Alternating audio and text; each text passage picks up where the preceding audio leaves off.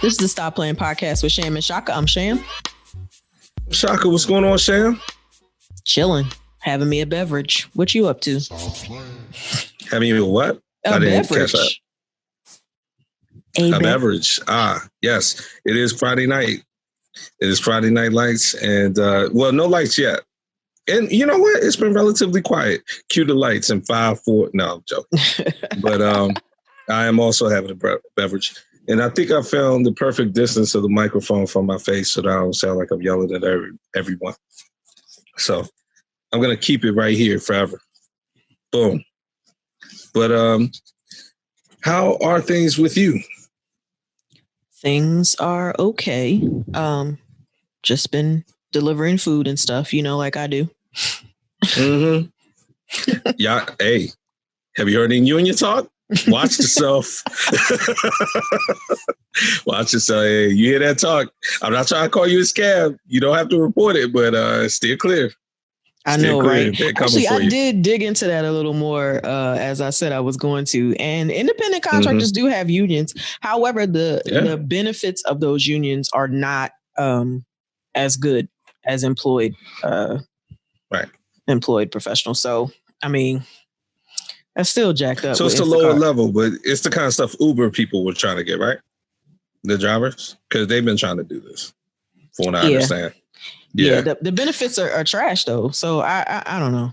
I don't know what the whole craziness is about. Trash benefits are better than no benefits. I will say this again, no jobs named, but let's just say one of my jobs in one of my former lives, there were no benefits, period. I did not work there long. And that was a major source of pain for everyone there. Like there were people that, and look, trash benefits, I mean, meaning it doesn't really mean much, but it means something. There were people who were coming sick and would not go to the doctor because they had no kind of medical benefits, nothing. Okay, maybe benefits was not the best word to use. I was saying benefits is as in like advantages, like there's no like incentive to unionize as it's just not as good. Like the protection, the level of protection, all that kind of stuff. I guess that's what I meant. You're not getting your money. You're not getting your money's worth for your dues. Exactly.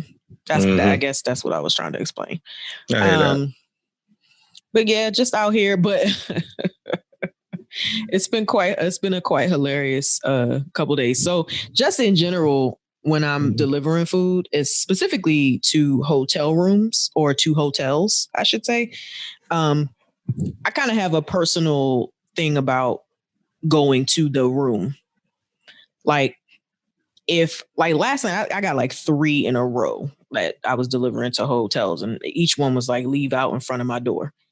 And I'm like, look, for safety reasons, I'm not roaming around nobody's hotel looking for no room. Like, it'll go to this front desk. You can come down here and get it. I'm not going to the room. And the fact that these hotels are even that lackadaisical in security, like you're just going to let somebody just roll in here and walk through your hotel posing as a delivery person, whether it's true or not, that is not safe for that person or for the people in the hotel. So my thing is, as a single, attractive woman by myself, I will not be roaming around hotels dropping off food. I will let you know that your bag is at the front desk. So last night, I actually typed that to a person before I pulled up, I parked. I said, due to safety precautions, I will be leaving your order at the front desk. Blah, blah, blah. I left it at the desk, took the picture, sent it to them to show that it was at the desk, got in my car, drove away. 5 minutes later, I get a text that says, I said leave at the door, not at the front desk. Oh, so what, you did all that and he didn't respond at first and then you left? Uh-huh. He said, the dude said, it said leave at the door, not at the front desk. I looked at that and I was like, yeah, I'm not engaging. I'm out. You know him? Did give you a bad review? Didn't appear to. My rating's still the same. So you've had so many by now, it probably wouldn't even make a dent in it, right? Yeah. I actually don't have a problem with that. I think that's in terms of what your position and the way you said it. I think it's fine. I mean, I'd have been not even irritated. I'd have been like, really, just go ahead and drop that message and leave. But then I would have understood, like, but I understand it. She explained it. That's fine. That's fine. Yeah, I used to work in a hotel for a little over a year. I was a bartender at a hotel, and you know, some of the things that would go on in there and stuff like that. So I kind of look at it from my perspective as just a person delivering, and also from inside the hotel. I would say like there was actually a person in a room dead for like days, and no one even knew they was in there. Like it's stuff like that. Really? Like you just yeah. It's like you kind of like you just like never know. Like I could be walking through the hotel hallway. Some crazy person could snatch me into their room. You just don't know how things So go. I'm kind of curious about the dead person. Had they paid for like the week? So that hotel that I stayed in, that I worked at, a lot of people were extended stay people. Okay. And because I live so close to Fort Meade military, a lot of people would be in there on like, you know, jobs or while they were waiting for housing or whatever. That makes sense. Okay. And then, you know, now, I mean, not now, but, you know, recently, you know, they have this eco thing where you're in the room for however many days and you can put the tag on your door where you don't want them to change your sheets every day. Mm-hmm. I know I do that because I just don't want anybody in my room when I'm not in there. And I can live with the same sheets for about 3 days because I do that at home anyway. So I always put that tag on my door. And I think that's what had occurred. But someone had come into the hotel and killed the person, left, and then the person was just in the room for like 2 or 3 days. Yikes. I mean, last question. Did they find the person to kill him? I'm not sure. I'm not sure. Wow. Well then, man, sham story time. You be having some stories. Look at you, your little pass. Yeah, even in year four, we still just unravel. It's true. I like to call this slice off another layer of the onion. But that's hilarious. One of the lawyers at my last firm used to call me Onion. And why did he do it? He said because every time he talked to me, he would peel off a new layer. Mm-hmm. Yeah, I used to say that at work. Like, this problem is like an onion. I stole that from Seinfeld too. The more you peel off, the more it stinks. He used to call me I'm sure he didn't. I'm sure he didn't mean that. No. He used to call me Vidalia. Wow, sounds fun.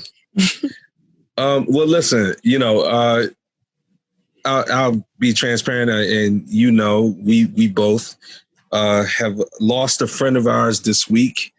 One of my best friends, Dr. Andrew Howard Nichols, passed away earlier this week.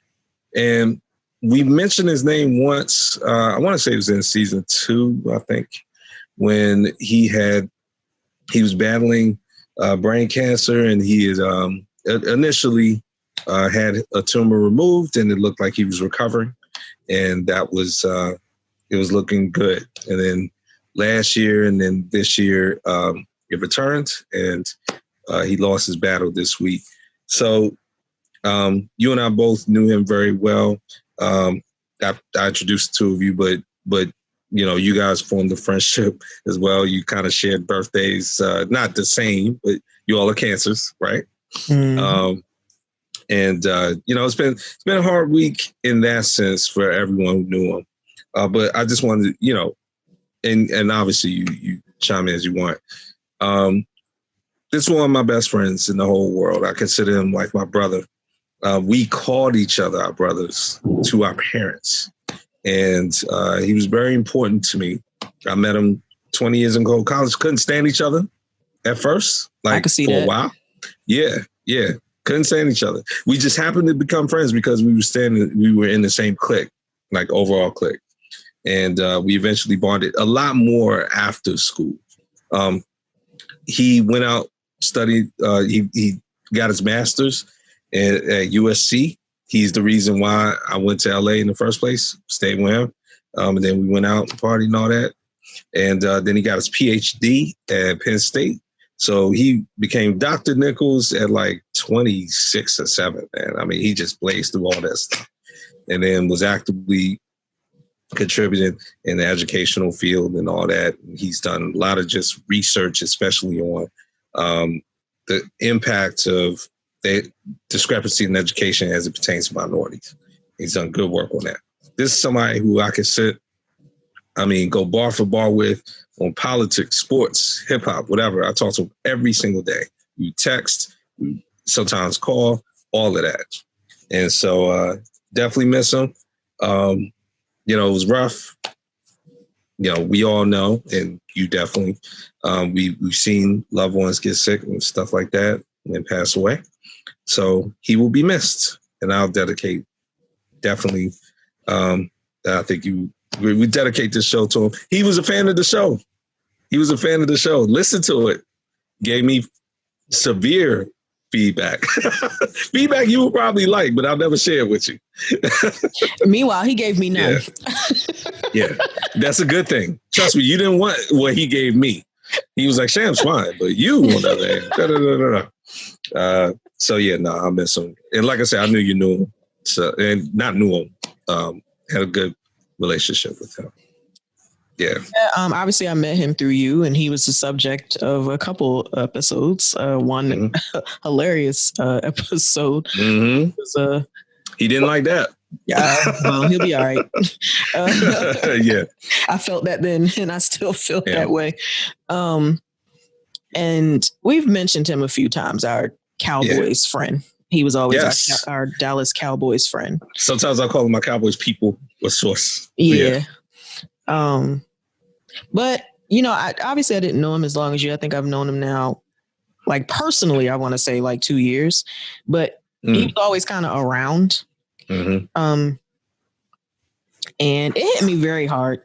Maybe, I can't really say like you don't express your emotion the way that I do, but it hit me really hard. Like I was just really down. I cried. I was scrolling through my texts because we started to text a lot really in the last 6 months. Mm-hmm. And he said something hilarious about you that day that you all came over to my house for the first time and we watched football and he, what did he say? He said he was like, man, I can't wait to see your house, but I don't feel good, blah, blah, blah. So he didn't come. And he asked me like the next day, he texted me. He was like, so how'd it go yesterday? And I told him about the hat flying into the wall and all that stuff. And he was like, you should have kicked his ass. He's like, you should have thrown him out immediately. Like, you don't go in nobody's house and act like that.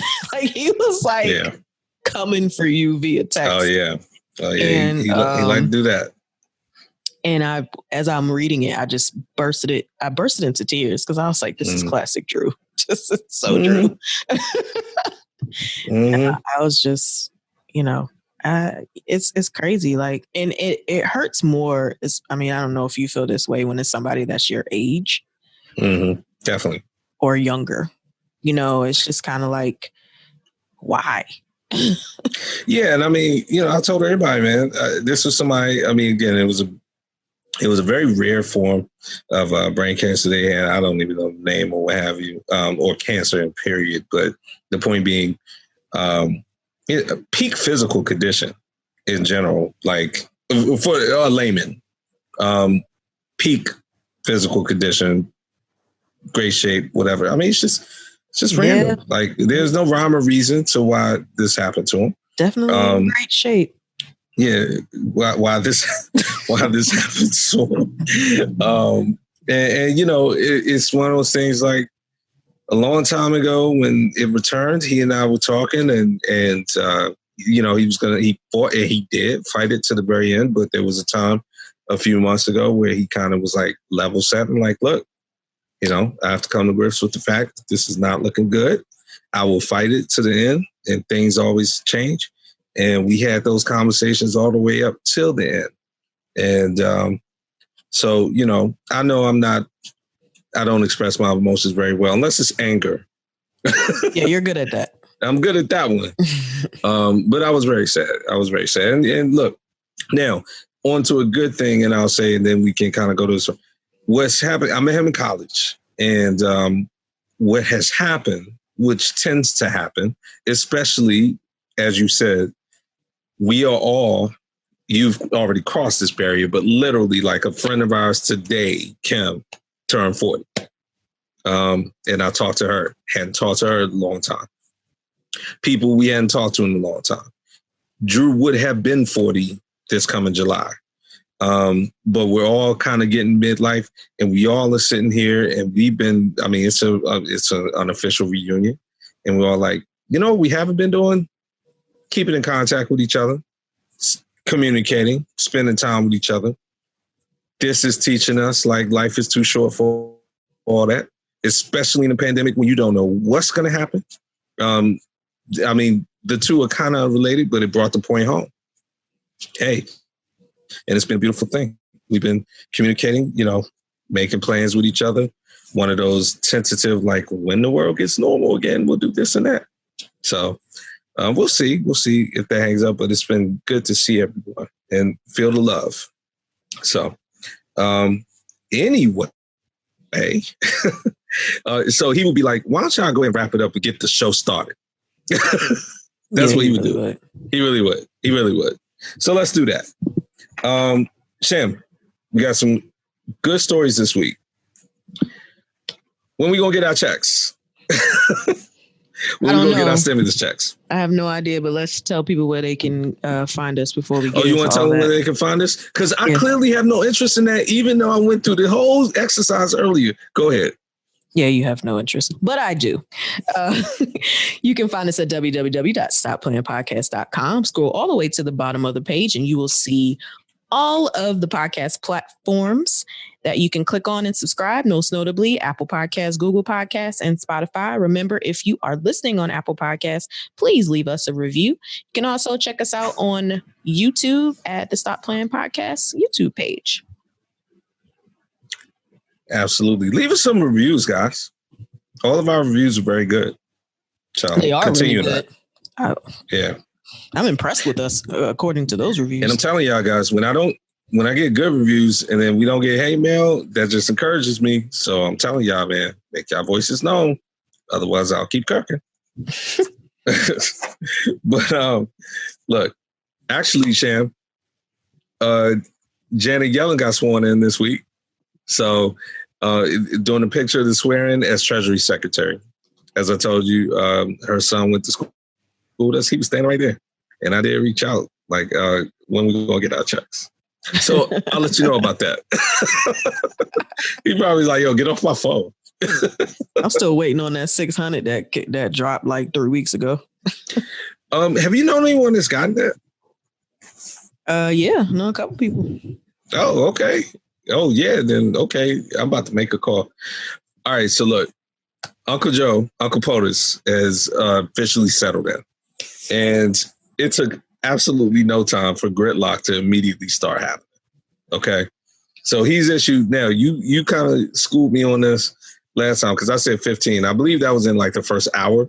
He's now issued, I want to say, 50 executive orders. It's somewhere between 40 and 50. I checked CNN today. And because of that, the Republicans have already kind of lined up to say, okay, well, all he's trying to do is legislate through executive orders. He doesn't want to work with us. Forget that unity talk at the inauguration. In the meantime, they're still undermining. Half of them don't even want to admit he won the election. And they're already telling him, no matter what, like they are not supporting the big stimulus package. Oh, so you mean the 1.9 trillion? Exactly. So the big news this week and the big decision that will go into next week, Nancy Pelosi, Chuck Schumer, all of them are like, you know what? Screw them Republicans. We could pass this by majority vote. That's why we won. That's why we went so hard in Georgia. We don't need the whole point. That was exactly the whole point. Exactly. They're like, we don't need them. You know what, Uncle Joe, we don't need them. Let's pass it. Uncle Joe kind of wants to be like, look, man, I ain't make that speech for no reason. Can we at least get like 2 or 3 of them over? And Nancy Pelosi and Chuck Schumer were like, forget it.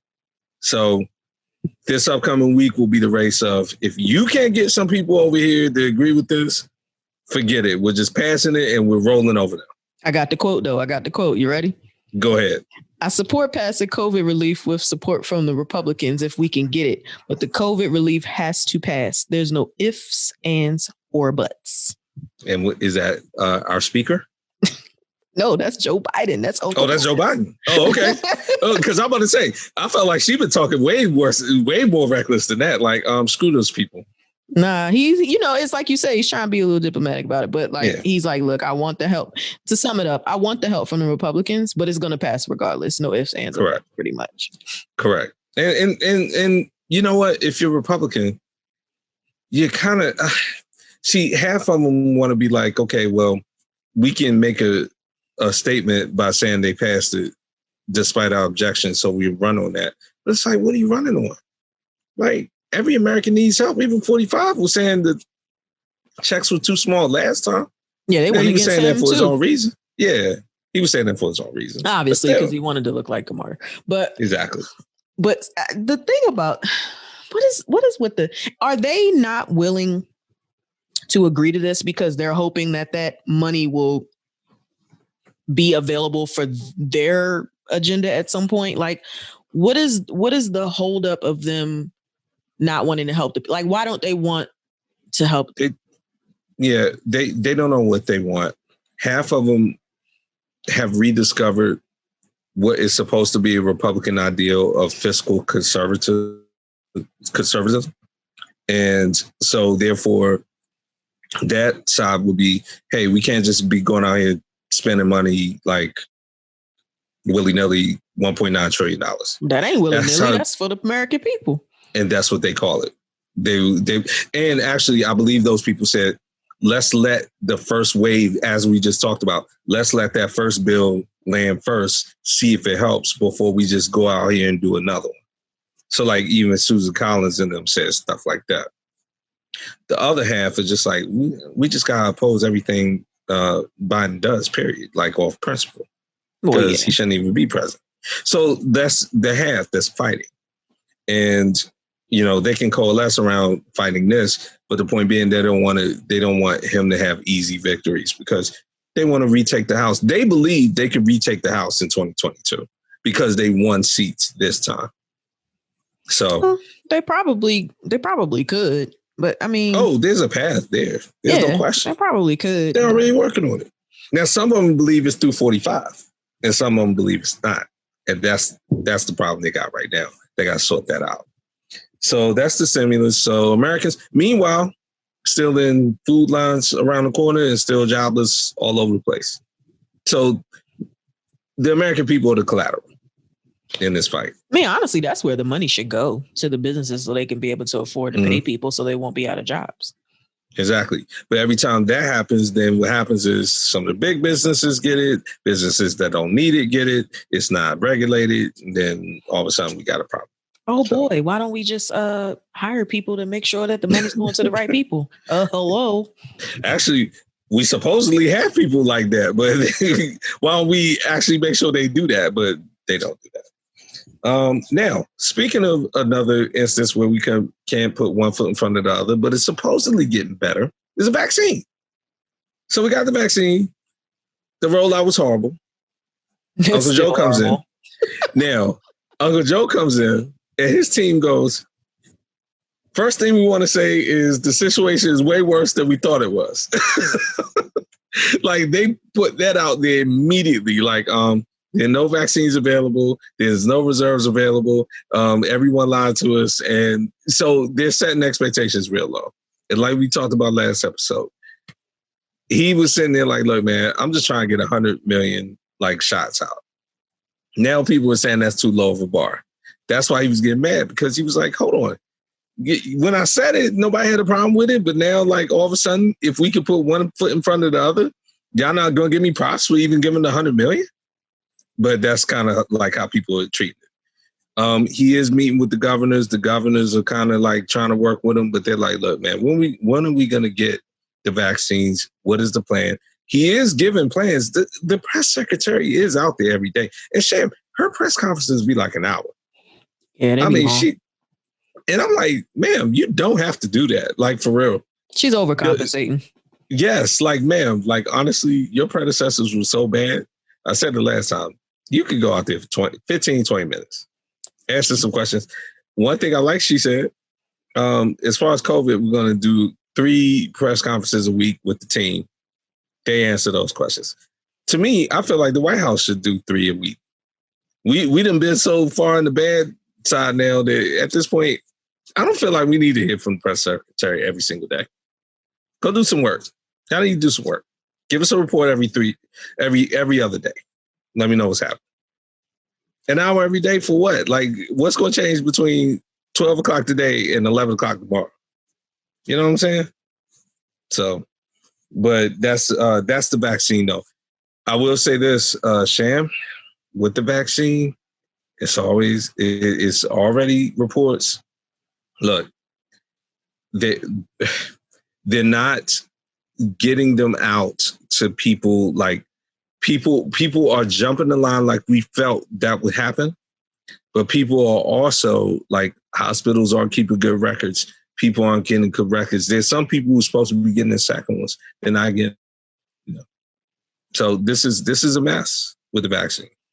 Well, which is kind of crazy because the people who got the supposedly, and I think this is how it's really supposed to go. Like if you got your first one, the second one is supposed to be sitting on reserve for you with your name on it in a freezer someplace. Correct. So you mean to tell me that people aren't getting their second one because folks is stealing the ones that's in the freezer waiting for them? Like, how does that even?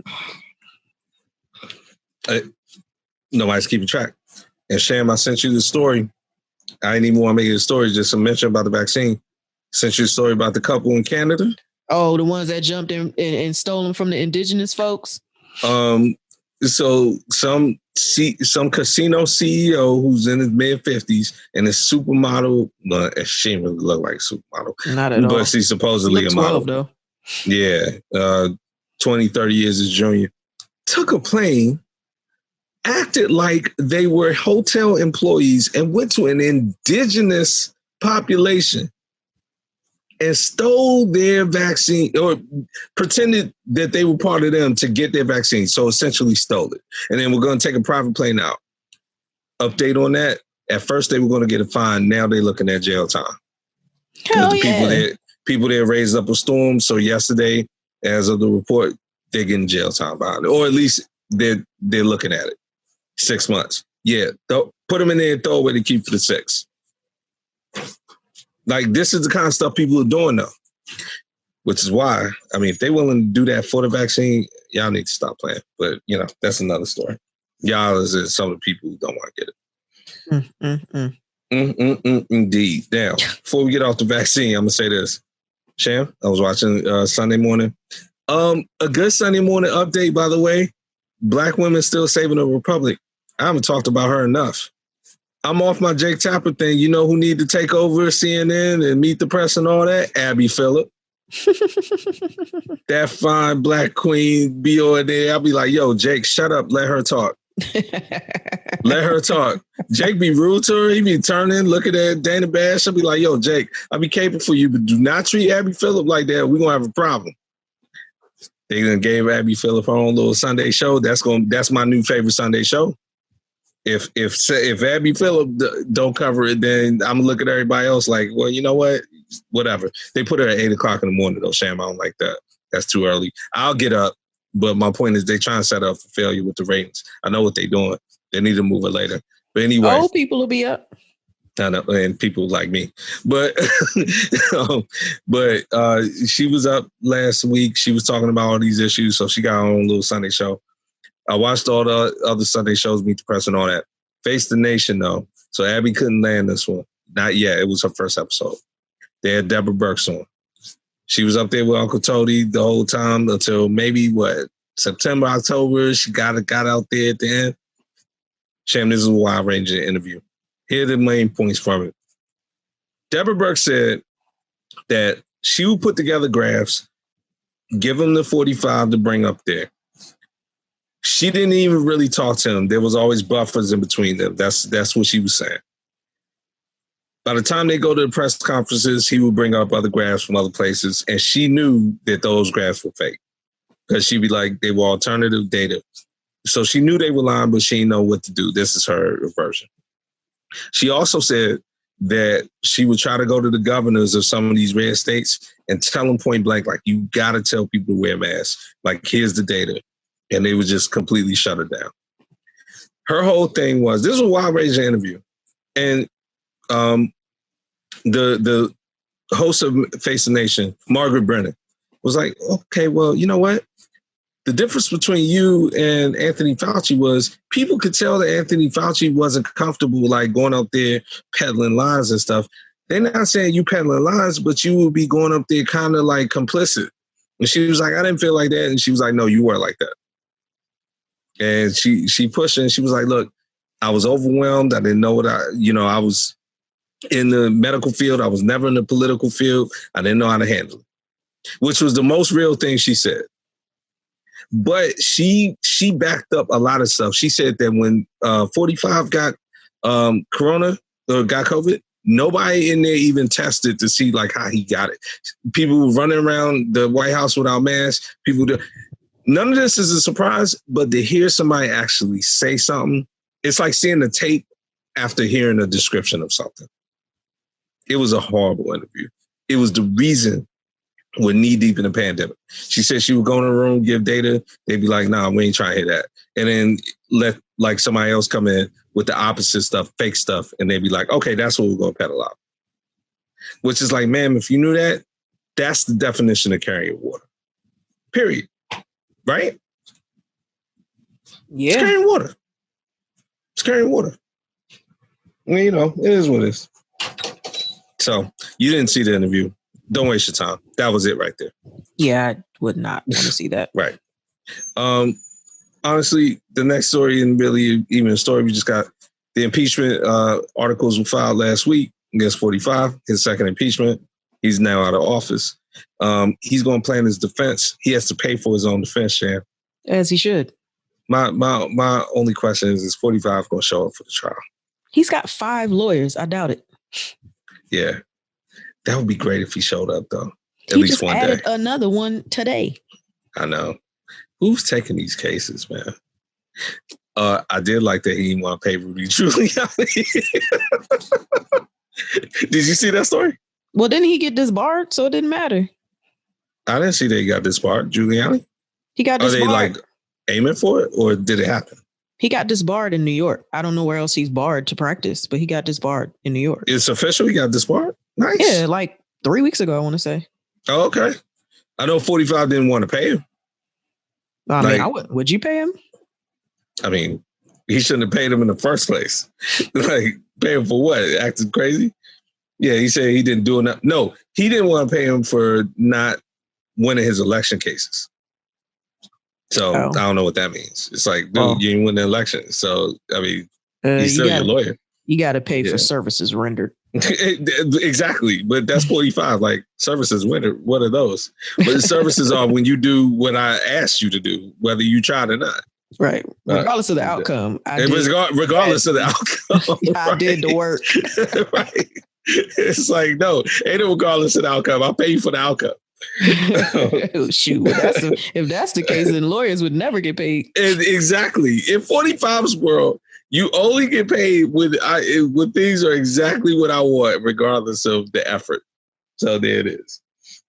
But so look, the impeachment trial will start next month. I like this move by both Nancy Pelosi. Look, Nancy Pelosi is not playing out here, man. She's gangster.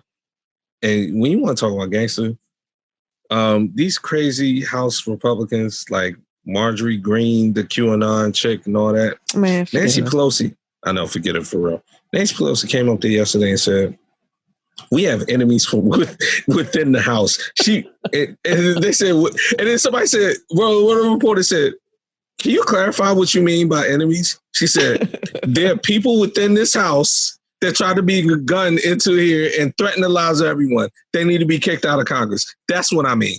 I swear it's so hard. I'm so glad she's the speaker still. The House. Yeah. She was like, that's what I mean.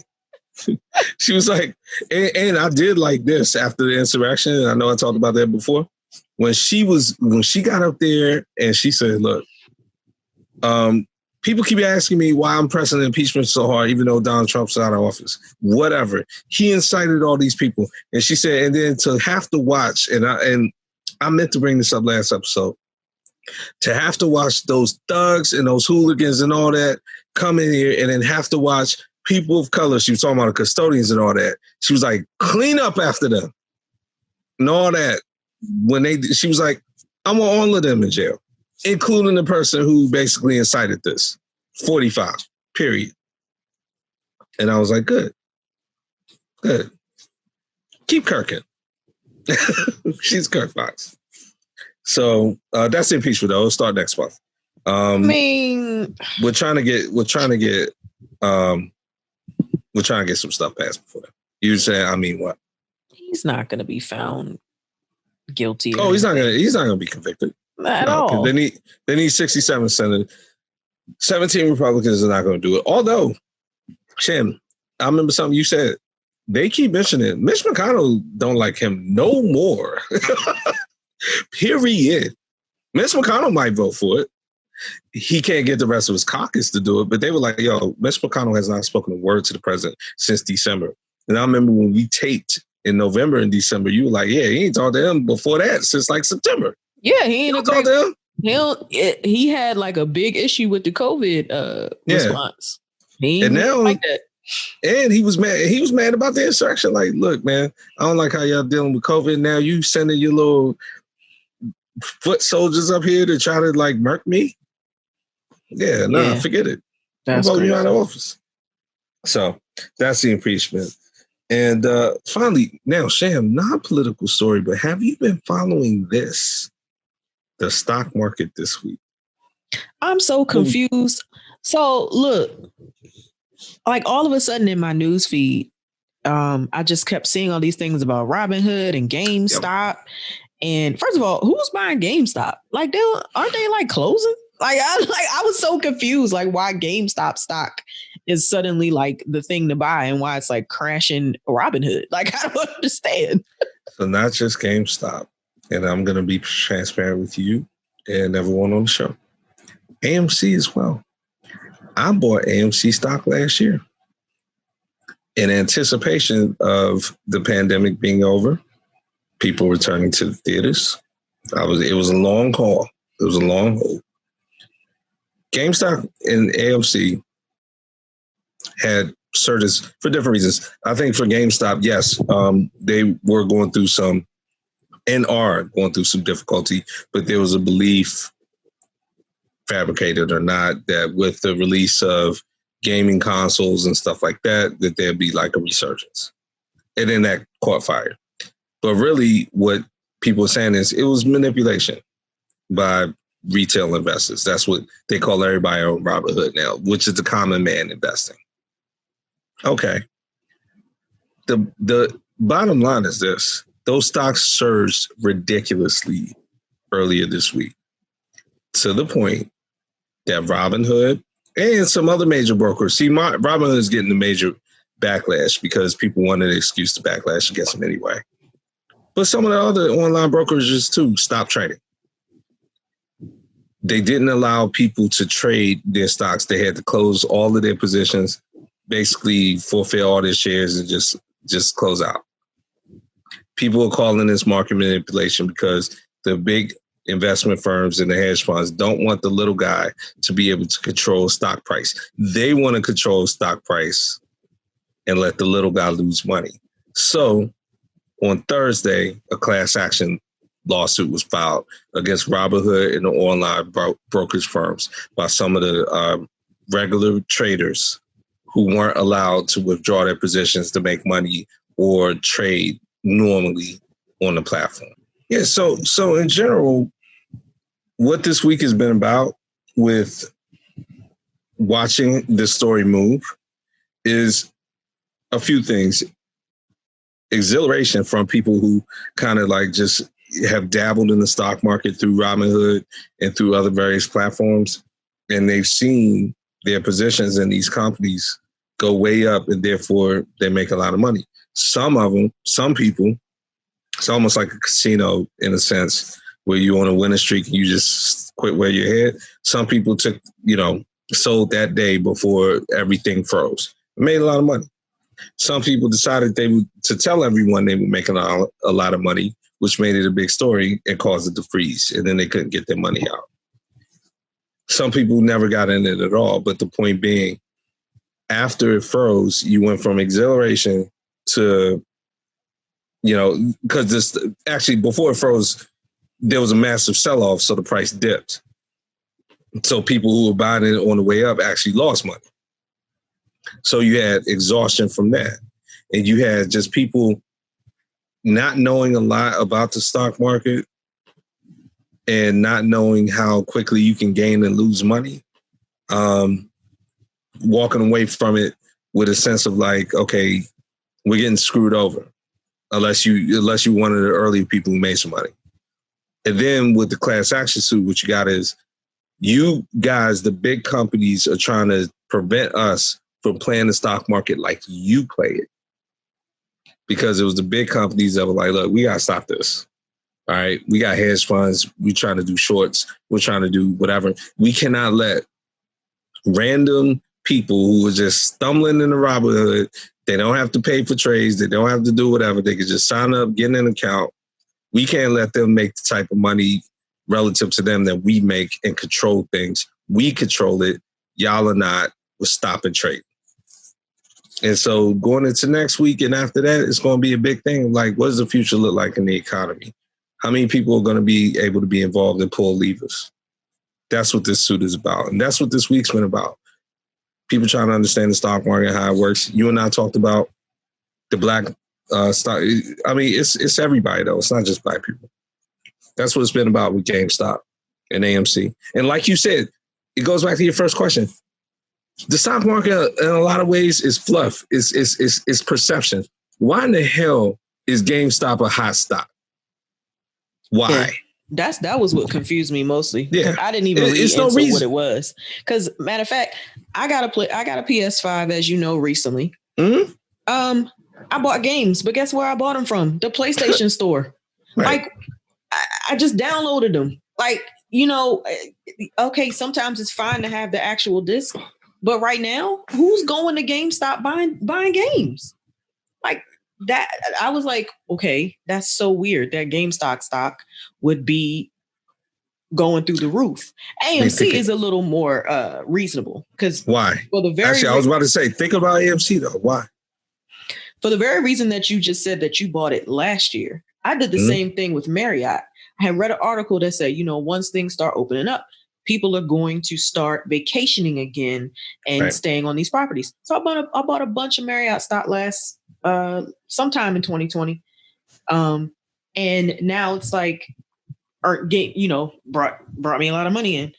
Right. But like you said, like AMC, I kind of understand because eventually movie theaters will start opening back up.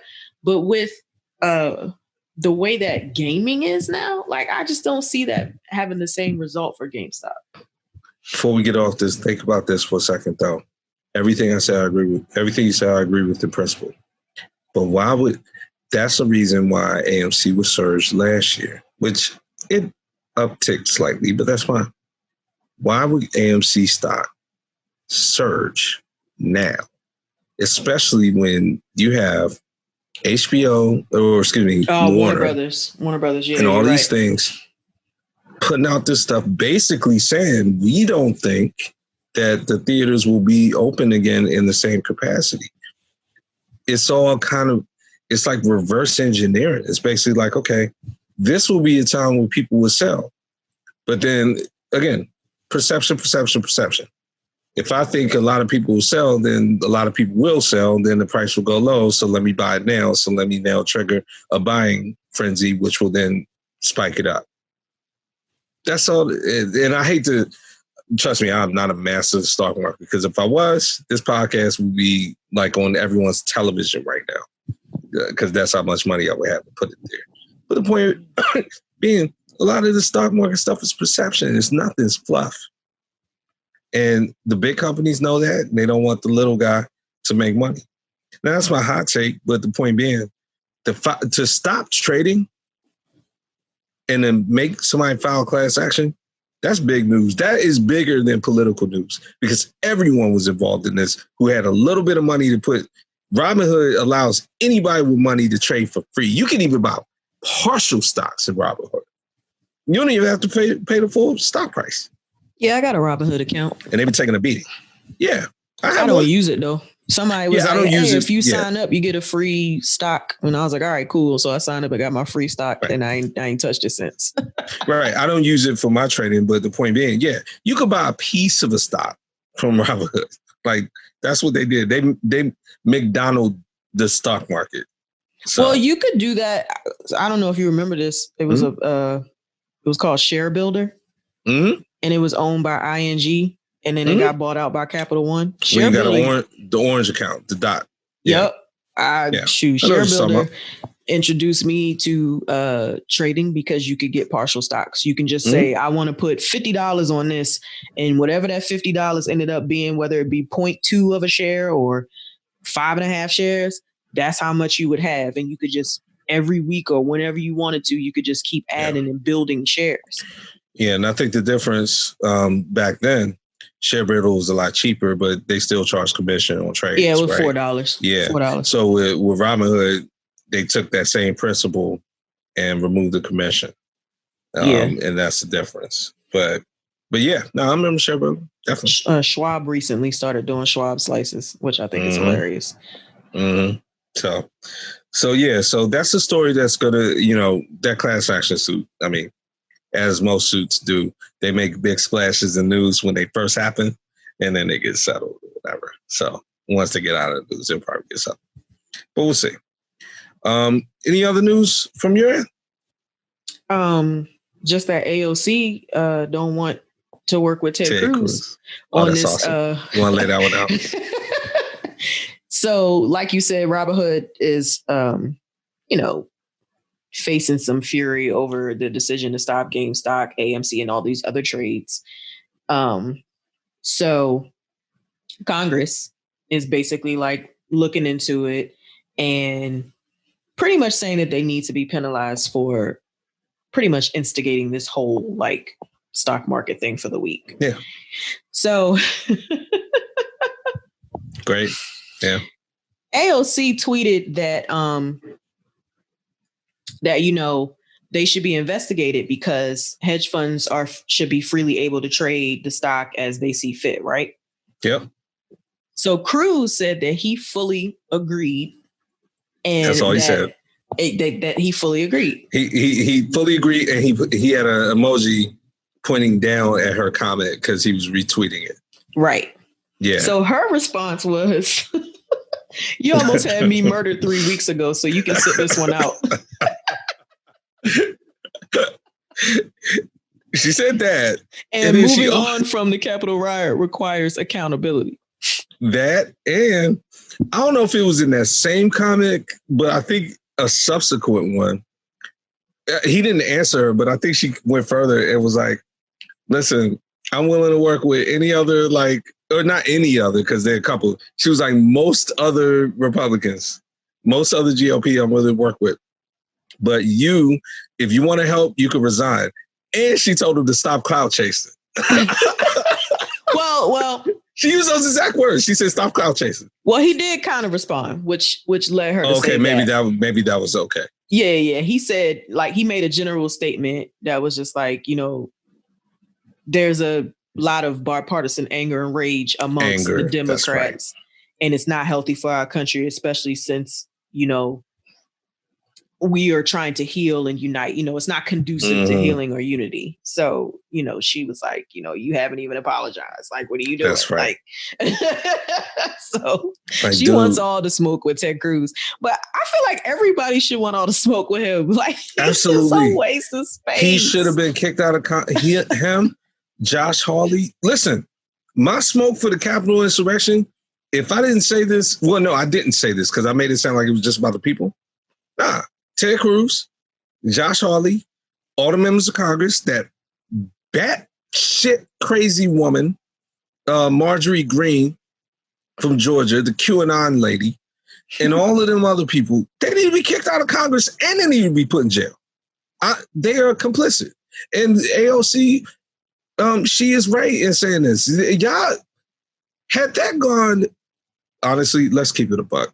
Had that black Capitol policeman not gone the other way in that hallway, they would have went down in that chamber and they would have started taking hostages and somebody probably would have got killed. Period. Mm-hmm. That's why he is a hero. Did he get promoted recently or something? He did. And you know what? Did we even talk about the fact that the head of Capitol Police is black? A black woman? Now, she's active, but she took over for the one that had to resign after the riot. And I'm sorry to disrespect that woman by not having her name ready, but she is the acting head of the Capitol Police. And yes, that gentleman did get promoted. And he was also able to escort. Did he escort the Obamas out? Or did he escort? No, Kamala Harris, maybe, for the inauguration. He escorted someone big out. Yeah, it wasn't the Obamas. Yeah, it wasn't Uncle Joe himself, but I thought it was the Clintons. Well, maybe not. I don't know. Yeah, it was somebody big though. I think it was Harris. He was able to escort her out for hers. So, but yeah, she's right. They could have gotten killed behind that. So, dude, like, I ain't trying to work with you. Get out of there. Yeah. AOC though, she know how to make her little platform. Yeah, she trying to be the speaker one day. She gonna be the speaker. Yeah, we'll see. She a little left. Other than that, anything else? That's all political news we got to take.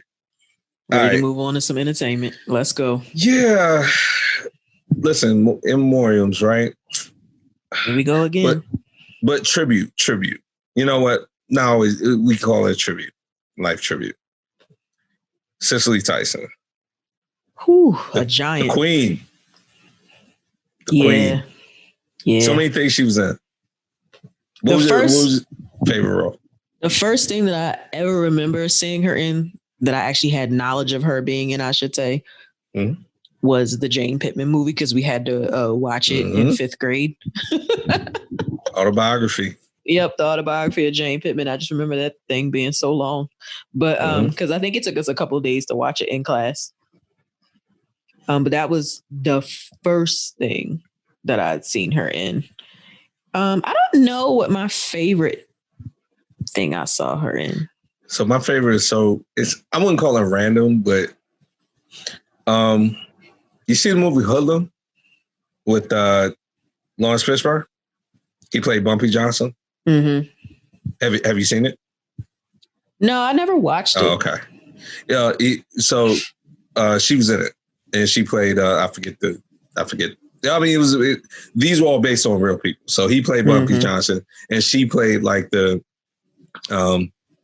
whatever you want to call it, the numbers queen of Harlem or whatever. And she did a great job. It was one of those things like, if however this person was, she portrayed it, because I believe the lady was Creole or what have you. So, or she was from Louisiana, and she just played that role. That is low key like my favorite role from her, and that's very late on. She had a great career before that. Won a Tony Award at age 87, I want to say, and I forget the exact role that she won it for, but I saw that. 96. And I remember was it New Year's? She was on the cover of some magazine on New Year's Eve, and they were like, this is what 96 looks like. And it was like, yeah, she looked great. I mean, skin smooth, just smooth. Like, black does not crack for real, Sham. At all. Yeah. 96 years old, didn't look a day over 70. But if I had to pick, now that I'm looking at the list of movies, this is random as heck. Bustin' Loose. Bustin' Loose was a good one. Bustin' Loose with her and Richard Pryor, when he thought he was just coming to fix that bus. And then he just ended up having to like go on the whole like trip with them or whatever. And she played Vivian, who actually was involved with another dude, his parole officer, actually. By the end of the movie, everybody was like, she helped her save the farm and all this kind of stuff. I thought that movie was kind of funny. And the kids were hilarious in that movie too. So she was elegant, very beautiful. She She was a model, actually, for most of her career in general. Still a model, but also an actress, of course. Just running off some quick stats. I mean, 3 Emmy Awards, 1 SAG, Screen Actors Guild Award, a Tony, the one I was talking about, an honorary Academy Award, which, okay, I mean, she should have got a real one, but that's fine. And she was nominated for the Oscars for Autobiography of Jay Pittman. So she was married to Miles Davis. I wonder what that household was like. Awesome. I mean, I got one word for it. But yeah, look, Presidential Medal of Freedom, 44, gave that to her right before he got out of there in November of 16.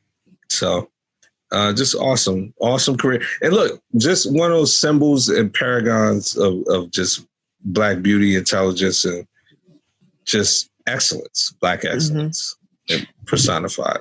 I was scrolling through Instagram the other day and I saw, Tyler Perry's post about her, and it was really touching because if you follow him or her, that like in the last however many years she's been in a lot of his movies and they've been like really good friends, and she called him son, and and just the kind words that he said. And he said he was actually writing or watching something, or he was doing something that had to do with Cicely Tyson, either reading her book or watching something.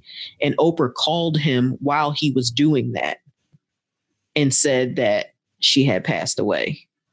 And I was just like, man, that is like crazy synergy.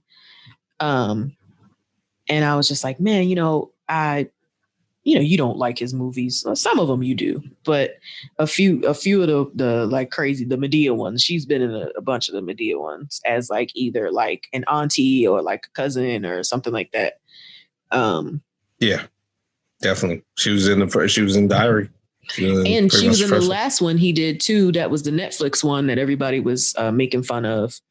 I forgot the name of that one, but yeah, but she was the older woman that was, I guess she was trapped in the house and she couldn't get out the house and she couldn't tell anybody that the murderer was in the basement or whatever. They had been kidnapping all these old people and putting them in the basement. Yeah. Is that the one where everybody was making fun because of the wig, like the hair and all that? Yes, the wigs. Okay. Yeah. Now, this had nothing to do with Cicely Tyson. She was fine, but they said everybody else, like, there was two particular people who had some bad hair days. Phylicia Rashad looked great as usual, but always. I see. Okay, yeah, I forgot she was in Roots, and now I understand why I've been watching. They're going to be showing Roots this week, like, so apparently that's definitely not a coincidence. But they're going to be so. She was nominated for Emmy for Benta in Roots. She played Coretta Scott King. I mean, this was a woman who she played Harriet Tubman. Then A Woman Called Moses in 78. I mean, this is a woman who, there will be a movie made about her, but she is the go-to. So you think about somebody like Angela Bassett. You think about somebody like, Regina King, I think, will be in this category where you want to get an excellent Black woman and portray her, you find another excellent Black woman, and that's her. So just rest in power to her. She, 96. For us to be alive when she was, in her late 50s, early 60s, and then be able to still see her career, I feel blessed to be able to see it. So it's awesome. Yeah, it was definitely very, very special. Awesome. I want to make 2 more mentions. Larry King actually passed. Yes. Earlier this week at the age of 87. And that happened after we recorded our last episode. Yes, it did. And today, John Chaney, former coach of the Temple Owls, passed away at the age of 89, I want to say. Yeah, I thought these things were only supposed to come in threes. I feel like we've been losing a lot of Giants lately. With the Larry King, thank you for reminding me of that one. And definitely, we could talk about John King too, or John Chaney. Larry King is I mean, we're sitting there doing a podcast, and this is a form of media. Larry King is one of those giants of media. Just like when I talk about political people like Tim Russert or somebody like that, who paved the way for, knowingly or unknowingly, for people like us. Larry King basically built CNN on his back. Like, there was a time Ted Turner founded CNN in Atlanta. CNN was known for nothing else but running a scroll at the bottom and having Larry King have celebrities and newsmakers on their show. That's all they were. That's all they were. And he carried that network through the dark ages of their beginnings. And then there was a time, especially right after he was getting to retire, CNN was nobody for a while. They had to refine themselves after Larry King retired because MSC, NBC, and Fox took over, and they had to reinvent themselves because he was all they had for a long time. And in terms of interviewing and in terms of broadcasting and in terms of just having a show, he said, they quoted him as saying, look, I didn't think this show was like brain surgery, but then I realized that people were looking to me like they would look to a surgeon. It's apples and oranges in the sense of the skill required to do it, but maybe not because people depend on me. There were times when I was people's only like source of information. And I had to come out and give my A game every night because if that was the last night they saw me, I wanted them to remember me as having my A game. That's a hell of a quote. And I definitely didn't do it directly, but I'm paraphrasing. So I had a lot of respect for Larry King. John Chaney, Sham. Temple, there's a reason Temple is Temple. Mm-hmm. Ain't that right? Definitely. John Chaney wasn't playing. Remember towards the end, was it Calipari or one of the now big coaches? He like got mad at and wanted to fight at a press conference. Ah, yes, I remember that. I think it was Calipari. I'm almost positive. Yeah, because that would make sense, right? Temple. No, it was Calipari because I think it was when Calipari was at UMass. Yes, it was when he was at UMass. Yeah. That was probably what, like 96, 97? Oh, man, yeah. Years ago. Yeah. Yes, you're right. Yo, he went ham on him. And I mean, John, and he was old at that time. Yeah, well, he's another one that's kind of always been old. You know, like we said about Tommy Lasorda. It was like he's old since I was young. Kinda. Yeah. And I looked it up just now. I said John Calipari mourns John Chaney long after famous feud. Yeah, when he literally walked into UMass's post game and started going off on him. And it said former UMass and Temple coaches remain friends. So they obviously made up. Yeah, I think they made up like actually not too long after that. Yeah. But no, I mean he's legend. Listen, for here, that was somebody like John Thompson, who I think we mentioned, but we weren't able to really give the kind of tribute that I think we both would have wanted. But that's how those type of people put those programs on their back, especially at a time when, forget being a Black player, that was hard enough. Being a Black coach and leader of men in any institution was difficult, but within the confines of something like the NCAA, having to play in different places, segregation, John Chaney was a trailblazer. And to put a school like Temple on the map in any sport, not that Temple's a great school, but it was not known for athletics of any kind. It still isn't now. Right. And it hasn't been since he really left. Right. Right. So rest in power to him. But yeah, I thought these things were supposed to come in 3, Sham. I feel like it's been like 5 or 6 in like a month. Yeah. So it's been a tough week. Rest in power to all these people. Hey, we're the ones down here stuck with all the problems. They dance with the angels as who's that? I forget. Elijah Cummings, right? Said, dance with the angels. Sham, what are you watching? Take your mind off all this. Well, I have some updates for you. I mentioned last week that I was watching All American. How's it going? You and Ray have been watching good that. Episode. Yeah, we. I haven't actually. I should have texted him and be like, "Hey, you been watching?" You should hit him up. Yeah, he was adamant about that one. He was like, "I ain't really watching nothing." Oh, except that's exactly what he said. Yeah. I'm gonna text him. He actually had a birthday last week. It was on the 22nd. Yep. And also Big Sky has come back. That's a great show. That show is based off of a book called The Highway. Where in Montana, there's this like kind of ring of truckers that are like kidnapping these girls and like trafficking. That sounds interesting. It's a very interesting show. Kylie Bunbury is in it. I think she's fantastic. Remember that show Pitch that was supposed to be about the female pitcher in the major leagues? She was a black chick. Her. I think she's just freaking gorgeous. Now, you know Yellowstone's in Montana, right? I did not know that. It is. But isn't that like a Western? See, when I say Western, I think you think like Unforgiven and stuff. It's when I say Western, I simply mean it takes place on a ranch, but it's in Montana and it's modern day. Like it's now. I've seen the previews on Peacock. It just didn't look like something. It definitely looks like something my mother would watch.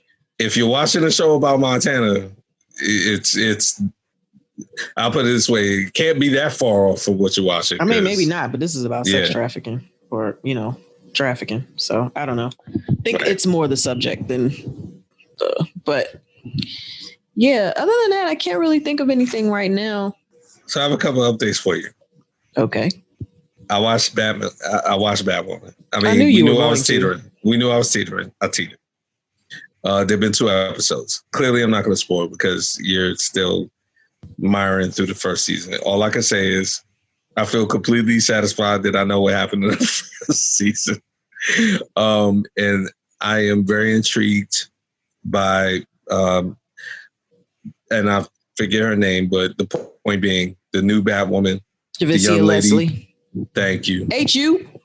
By the way, who went to the same high school as a family member of mine who works at a location of yours. That's all I'll say. But anyway, she went to that high school because, she went to that HU. But she also went to high school around here. And they actually advertised that on the show. They'll say, oh, you want to see how she rose from graduating from this high school in DC or in Maryland and coming from DC to being a superstar? Like, go on this link. But she's doing a great job. I like what they're doing with the story. And they're incorporating a huge Batman arc into the story already. So I'll let you tell me how season 1 is. But they've transitioned. Let's just put it that way. They've definitely transitioned. I like the villain, by the way, the sister. I like her. Oh, she's still in there? Okay. Oh, she's definitely still in there. Sorry. I mean, well, okay, if that's a spoiler, that's fine. But she's still in there. I like her. That actress is committed to that little role quite hard. Yeah, she's kind of loopy. Yes, very much so. And I'm here for it. So good. Also, so getting through Cobra Kai, I'm almost caught up. I'm getting through Cobra Kai like almost basically like 2 at a time because they're only like 30, 40 minutes. So I'll be caught up probably by the next episode. But I really like it.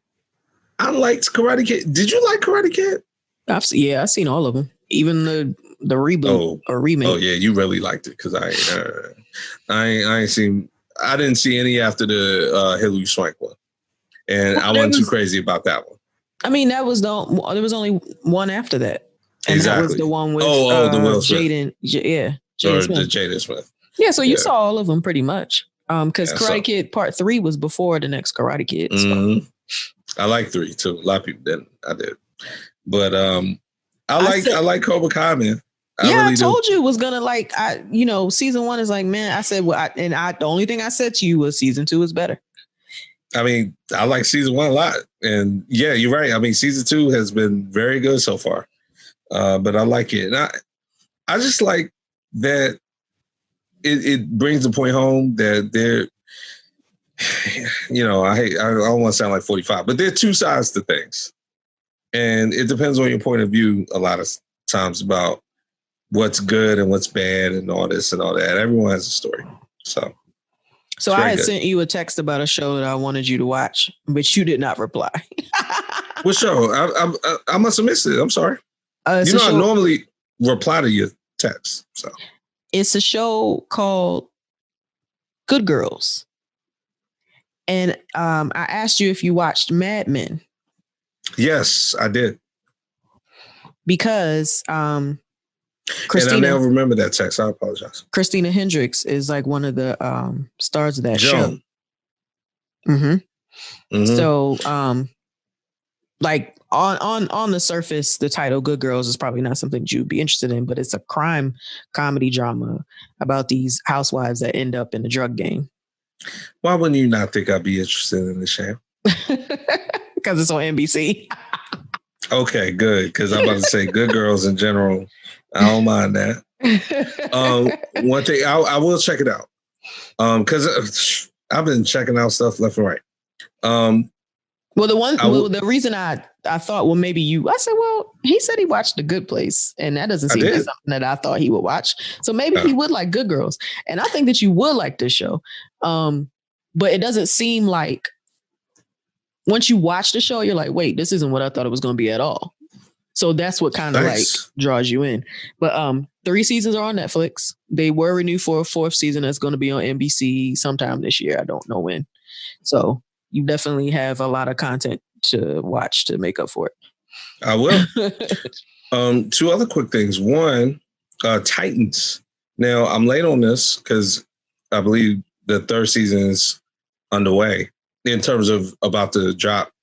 But Titans on HBO Max, so that's another DC product. Literally, Dick Grayson and Foreman. In the comic books, it's Teen Titans, but they've taken a little bit more adult, and it's on HBO Max. So you got cussing, you got nudity, you got all that. Obviously, the premise is he's kind of like left Batman and all that, and he's going out on his own as Robin. He got a chip on his shoulder against Batman, whatever. But it's good. I like it. And they have they've made a character black that was white, but I mean, it works for me. So I've been following that. And I just forgot. Well, I guess we can move on because Titans was the one that I really want to put out there that I was watching. So I guess we got to move on then. You got nothing else in entertainment? Not that I'm watching, but there's something really exciting happening for our youth poet laureate, Amanda Gorman. I'm very excited for her. Yeah, so she's going to recite poetry before the Super Bowl next Sunday night. And I think we both said this, like her star was going to rise right after that because it was so great. Absolutely. And now she's got a contract with IMG Models, so she'll be modeling. I'm like, man, when you strike hot, girl. I mean, she is a very attractive young lady. She is. She's super cute. Yeah. And I obviously I don't know her, but it seems like her personality is very awesome too. So. Yeah, it's one of those things that feeds into her beauty. Mm-hmm. So I think it's a natural fit. I think she'll be fine. She wrote half of that poem during the riot when she saw the riot. Yeah, because I heard that like she didn't really know what she was going to say because she was really, really nervous. Like, and everything that she had written before didn't kind of work for her. And then when the insurrection happened, she was like, it just started to flow. Which is awesome. And now I remember the other show, WandaVision. I've been still keeping up. We talked about it before, but I just wanted to say I've still been keeping up. This episode this week, Sham, it's the episode that people not understanding or wanting to see if they wanted to stick it through this episode number 4, and I was wrong before. There had only been 3 episodes. Yeah, because they did 2 the first night, and then they did 2 the first night, then 1. Now this is the 4th. This 4th one was very good. And this 4th one kind of basically answered all the questions of the previous 3 that had some people teetering and not knowing what was going on. It wrapped it up in a bow, and then it moves the story forward. So something to keep your eye on. Nice. If you want to hop in, maybe now is the time to binge and then hop along if you want. But didn't mean to cut off the Amanda Gorman. I am very happy for that young lady. Again, I will stress, I am not the one you said it to. Poetry sometimes is like yawn. And when they were getting ready to put that on the inauguration, I was like, whatever, man. And then when she started talking, I started listening. So good for that young lady. Whole world in front of her. Absolutely. Yep. Now, got a little follow-up to a conversation about the verses between Keisha Cole and Ashanti. Yeah, from someone who stepped up to the moment to someone who did not. I mean, she stepped way back, like purposefully. You got the tea on this. Go ahead, please. So we were talking about last week how neither one of us watched the verses for our reasons or whatever, but people were very upset about it. I didn't know about it, Sham. Me either. Yeah, like I knew about the one. Those are both. That's both of our reasons, right? Like we didn't know. No, there was supposed to be one on December 1st, but Ashanti got COVID, and then no one said anything about it again. And then, 2 hours later, that night after that had already been happening, people were posting about it. I was like, wait, there was a versus. Yeah, people. Yeah, I found out about the verses from people's anger about how it was going. Right. Yeah. So apparently, and we've sort of covered this last time, Keisha Cole was almost 90 minutes late. I said an hour. Yeah, I heard it was well over that. Yeah, it was almost 90 minutes. And the reason why she was late is because she was literally like sitting backstage or in her dressing room waiting for the visuals to clear up. And somebody told her that her music was not going to be right, like something with the stream or whatever. Meanwhile, Ashanti's just sitting there pretty waiting. So she came out this week and was like, I want to apologize for not sitting my ass in the seat because I was there and I should have sat down. So she basically left Ashanti sitting next to an empty seat, waiting and waiting and waiting because of some, I guess, technical error that people were aesthetic BS. Thank you. Yeah.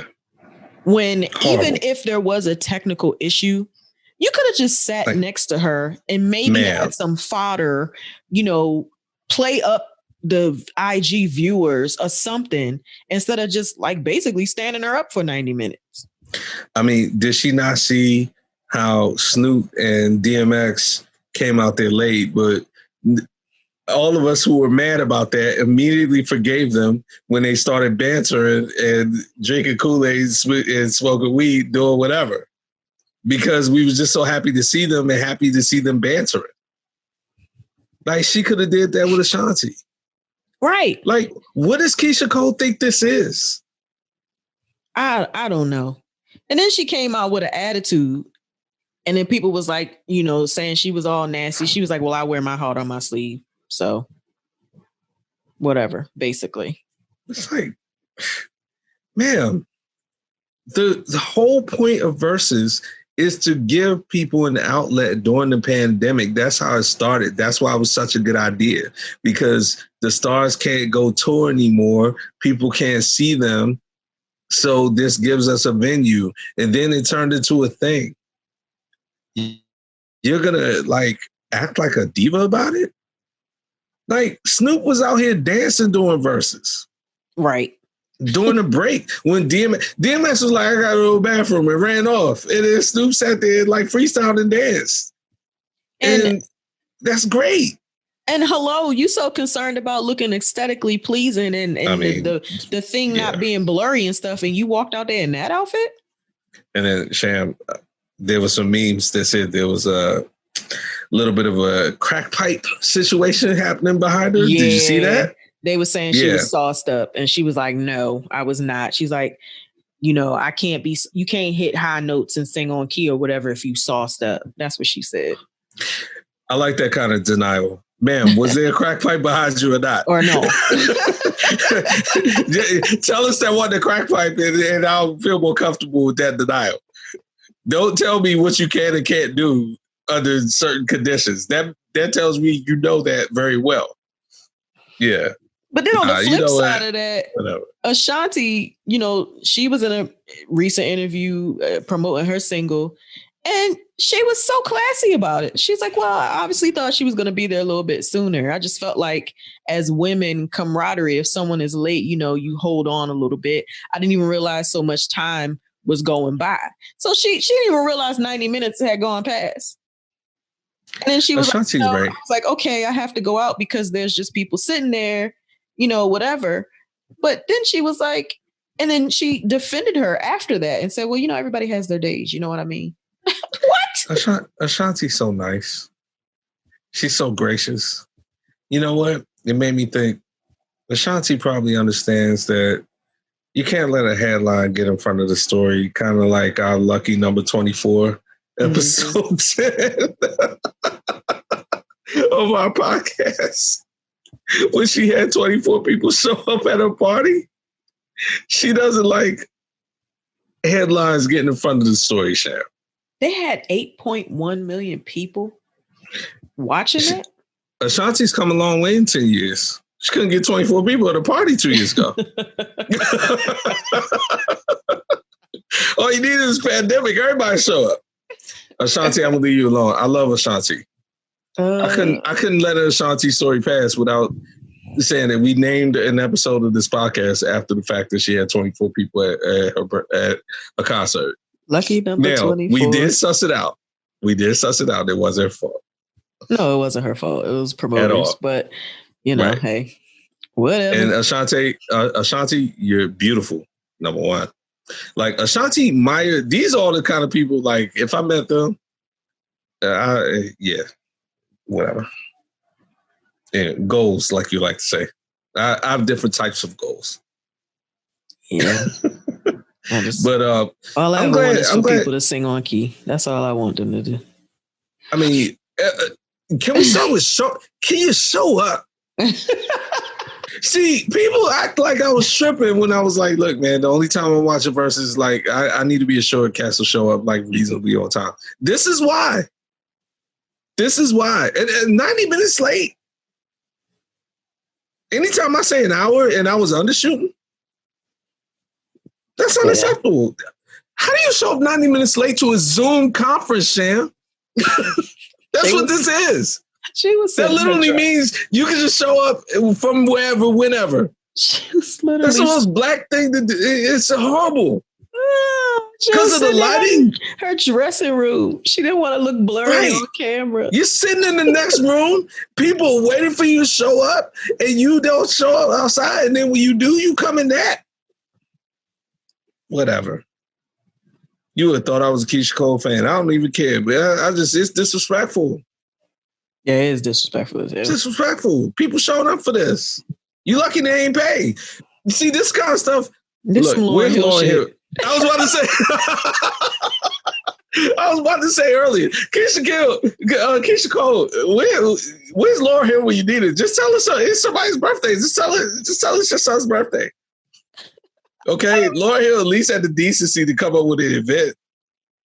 Hey, look, man, y'all need to calm down. It's my son's birthday, okay? Y'all lucky I came. Now, let's fire it up.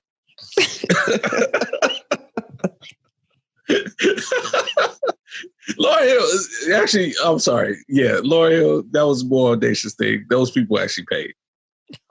Oh God. Those people actually paid. And you tried to cuss them out. Stop. Right.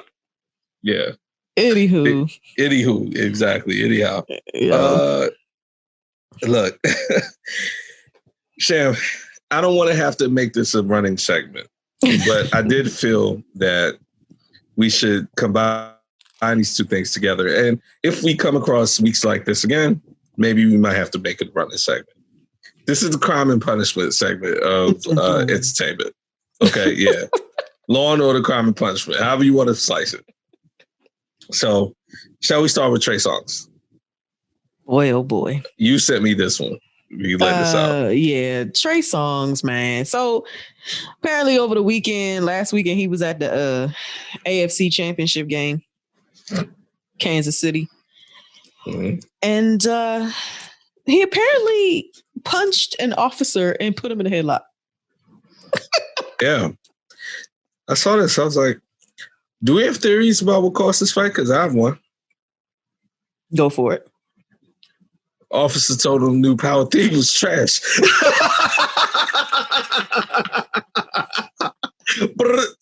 I'll be here all week.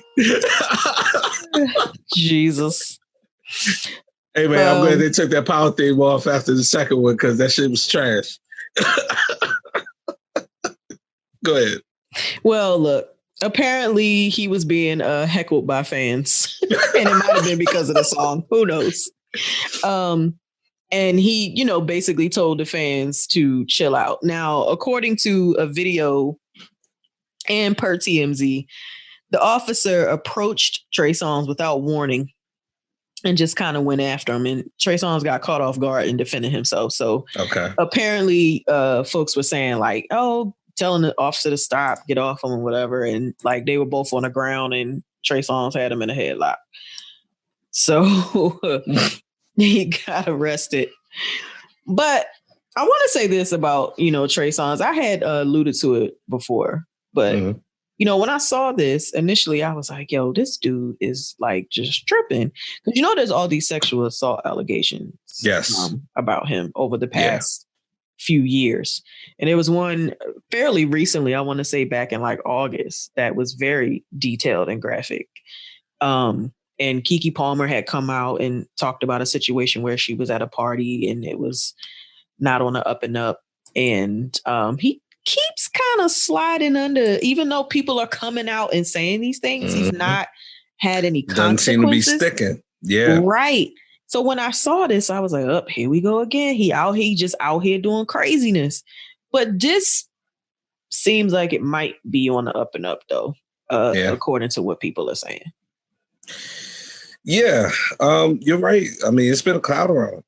So eventually look, I can say you keep acting up like I know, but the point is eventually with allegations of you keep acting up, something going to stick. Mm-hmm. And, when there's smoke, there's fire. But yeah, if they were heckling him, the only thing I can see Trey Songz getting heckled about by a bunch of people is the power song right now. So, well, I think he was rooting for the Bills. Oh, that too? Or they probably like, get out of the stadium. And the power song's trash. Yeah, that's why 50 took it off after one episode. Was it one or two? I think it was the one. Yeah, it was one. It was the one, yeah, because the second one, he put it back. Yeah. First he said y'all need to get over it, and then it was back. I'm just playing. I'm put it back tomorrow. Yeah, don't worry about it. Sorry. I ain't no fool. It's trash. Yeah, sorry. Yeah, but look, Trey Songz, calm down. Trey Songz, and then Tory Lanez. We have been trying to flesh out the story. So now where are we with Mr. Lanez, man? Tory Lanez had gotten arrested. Mm-hmm. I don't know where he is now. There's still charges pending. He has two felony charges in October. It was basically, there was a protective order. He's got to stay away from Megan Thee Stallion. They're regular stuff. Yeah. His lawyers want the protective order lifted, and protective order, a lot of people say protective order. Protective order could be for a number of things. It doesn't have to be like physical presence. It could just mean like confidentiality order, basically. And a lot of times that's what they mean. Like it's to protect you from making statements about specific things. So this that's a very good point. Right. Like when it's not the same as a restraining order, which can be confusing. So you usually in federal court, you file a motion for a protective order. You are very specific in that motion what things are to be protected. So this is basically a protective order saying that he cannot speak publicly about the case. Now his lawyers want the protective order lifted so he could be able to freely discuss the new evidence that allegedly supports his innocence and contradicts Megan's statements. There's like gunshot residue that implicates like others. Basically scientific evidence pretty much saying that it wasn't him and all this kind of stuff. So Megan's response was like, look, fake news. Yeah, right. Like, whatever. Do shopping. Hey, man, Tory Lanez must think this OJ Simpson, he got the dream team. Like, Shorty's still alive. And as long as she's running around here saying that you shot her, and you could put whatever restraining order or whatever protective order, like, unless you silence her, that story is not going away. Period. People is like, yo, he need to get deported. Because he's Canadian. So yeah.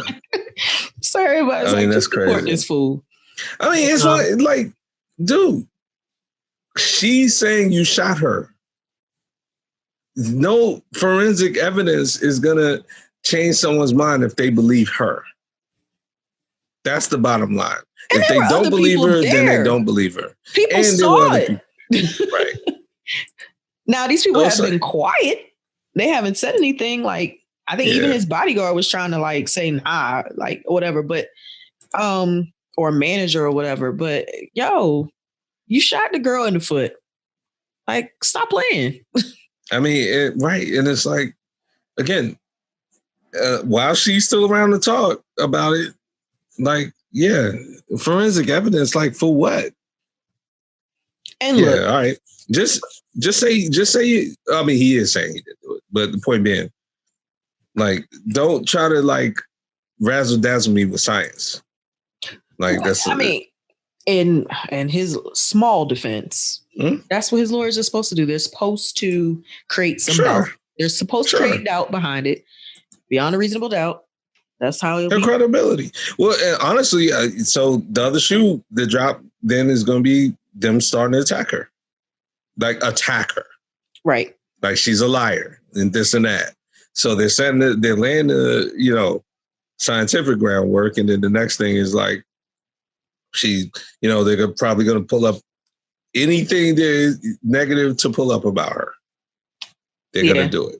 And that's basically what she's been saying on Twitter, like, all week. Yeah. Like, look, they trying to make me look like a liar. They trying to make me turn my trauma into a joke. The first court date got pushed back because of the inauguration. And her thing is like, look, my story's not changing. Bitch, you going to jail. So the next court date is February 25th. Well, there it is. The inauguration, really? Was it in D.C.?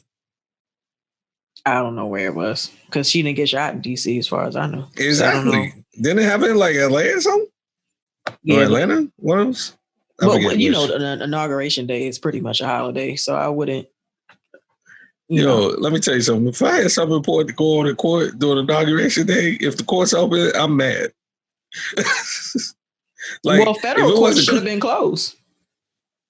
Yeah, I guess. Yeah, whatever, man. Especially if it was a president I ain't like. Hey, y'all better open this up. Let's handle our business. Especially y'all gonna move it a month? Yeah. Anyway. I feel you on that. You ready to get into some sports? Always. Let's go. I feel like first story, juicy. Juicy. Do we have conflicting opinions here? Oh, we absolutely do. Let's go. So Baseball Hall of Fame. Yeah. They decided they weren't going to induct anybody this year. That's the first time they done that since like 2003. I remember them doing it before. So your thoughts? I have no problem with this.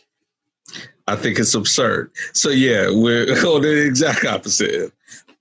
Would you like to, or? I guess so. I have no problem with the fact that no one was elected. I think a lot of times some of these Hall of Fame, specifically the National Basketball Association or the Naismith Hall of Fame, I should say, they'll put people in who are not deserving. I agree. Shouldn't even be in there. And I looked at the list of potential electees and I was like, I have no problem with them not picking these people. I don't. Because, I don't know, maybe Kurt Schilling. But like I'm looking at the list like, are they really first time ballot worthy? No. So whoever was eligible that I'm seeing on this list, I'm not mad that they didn't get in. So I guess that's my thing. I don't have a problem with that part of it, that no one got in, because I would rather see no one get in than someone that probably is undeserving. I think the problem we both have is that the writers are the ones doing it, and that they need to have actual baseball people making baseball Hall of Fame voting decisions. Exactly. I mean, that's a huge problem. Look, Kurt Schilling should be in the Hall of Fame. Point blank, period. I can't say if there was anyone ideologically I was opposed to more, I can't think of him than Kurt Schilling. But that doesn't factor into my thought about it. He needs to be in there. And then if we're talking about the steroid era with some of the other people, some of these same writers, a lot of them not, because there's been turnover since then. But some of these same writers were, they understood that steroids was there, and they probably wrote a column or two about how bad it was, but they turned a blind eye to it because it helped bring baseball back to prominence, especially after the strike and after just it was getting no ratings next to, and it still doesn't, but it was to a much more serious degree next to the NFL and NBA. And the home run race, Sammy Sosa, Mark McGwire, all that stuff, they were all for it. And they knew it was tainted by steroids. So a lot of the people that frankly should have been in years ago, but they're still keeping out, Mark McGwire, Sammy Sosa, Barry Bonds, all these people, they're still keeping out. And then on top of that, Kurt Schilling. Okay, why is Kurt Schilling not in there? That's clearly political. Because it's writers that are doing this, and they hate him. That's political, right? He's conservative and he's caustic, and he said horrible things and all that. And trust me, you couldn't pay me to sit down and chill with Kurt Schilling. Never. But my eyes don't deceive me. Kurt Schilling's a Hall of Fame pitcher. It's as simple as that. And like you said, and thank you for saying it. These writers need to get a reality check quickly. You think you're doing your sport a service, but to me, there should be people inducted into the Hall of Fame every single year in every single sport. And if you don't have criteria because there are people who should have been inducted a long time ago. So you're talking about, okay, well, I looked at the list of eligible people. Well, you know what? I factor into that the rules of eligibility, which means there are people who've been kicked off of eligibility because they were in there for so long and they never got voted in. And that's my point. Every single year, there should be people who are looked at and say, you know what, they should have been in by now. Let's put them in now. Those writers don't think like that. Their rules are so arcane. In every league, the NFL drives me crazy. The NFL has, and every single year, there are 1,500 people, essentially, who play in the NFL. So if you multiply that, there are thousands and thousands and thousands of people, and you're going to limit it to however many the NFL does. I think it's 8, 9, 10. Yeah, but then some of them are coaches, and some of them are it's and then they get legacies, 4 or 5 players. Exactly. And it's I'm not saying you let 20 or 30 in a year, but you're gonna like you guys are like pigeonholing yourselves because you think that it's this majestic thing, and it is, but you're cutting off your nose to spite your face, and that's what you're doing. That's what these writers are doing. Like, what are you guys? The fact that you could sit in a meeting to say, okay, who are we going to let in the Hall of Fame, and then spend hours there and then say, oh, well, no one got to 70% or whatever the hell it has 75. Yeah. So, okay, well, meeting over. I guess there was literally no one in the entire canon of baseball history that we could think of that 3/4 of the people in this room could agree go to the Hall of Fame. All of y'all should be kicked out of there. All of them. That's like saying in the Academy Awards, there was no movie this year that came out that should have won an Academy Award. Let's all go home. Like what? What are you guys talking about? Your system is dysfunctional. It's completely dysfunctional. And that's everything that's wrong with like half of baseball, the writers and the players and the owners. Oh, so a quarter or a third. Because owners, I mean, they suck too. But owners of every sport suck. But the players in baseball, they subscribe to stuff like this. And then the writers, like, what the hell is y'all problem? Like, get over it. Whatever your little problem is, get over it. There are people, last thing I'll say, whatever list that was of the eligible people, I could create a list that should even be considered that they didn't even have in that room. It's ridiculous. It's absurd. So that's we disagree. That's fine. But I would cuss those writers out, like if I saw them. I don't even like. I like going to baseball games, but you know, it's like, what the hell is your problem? You know what I would do for in Barry Bonds' case? What's that? This is interesting. What's that? I mean, I would give it to him.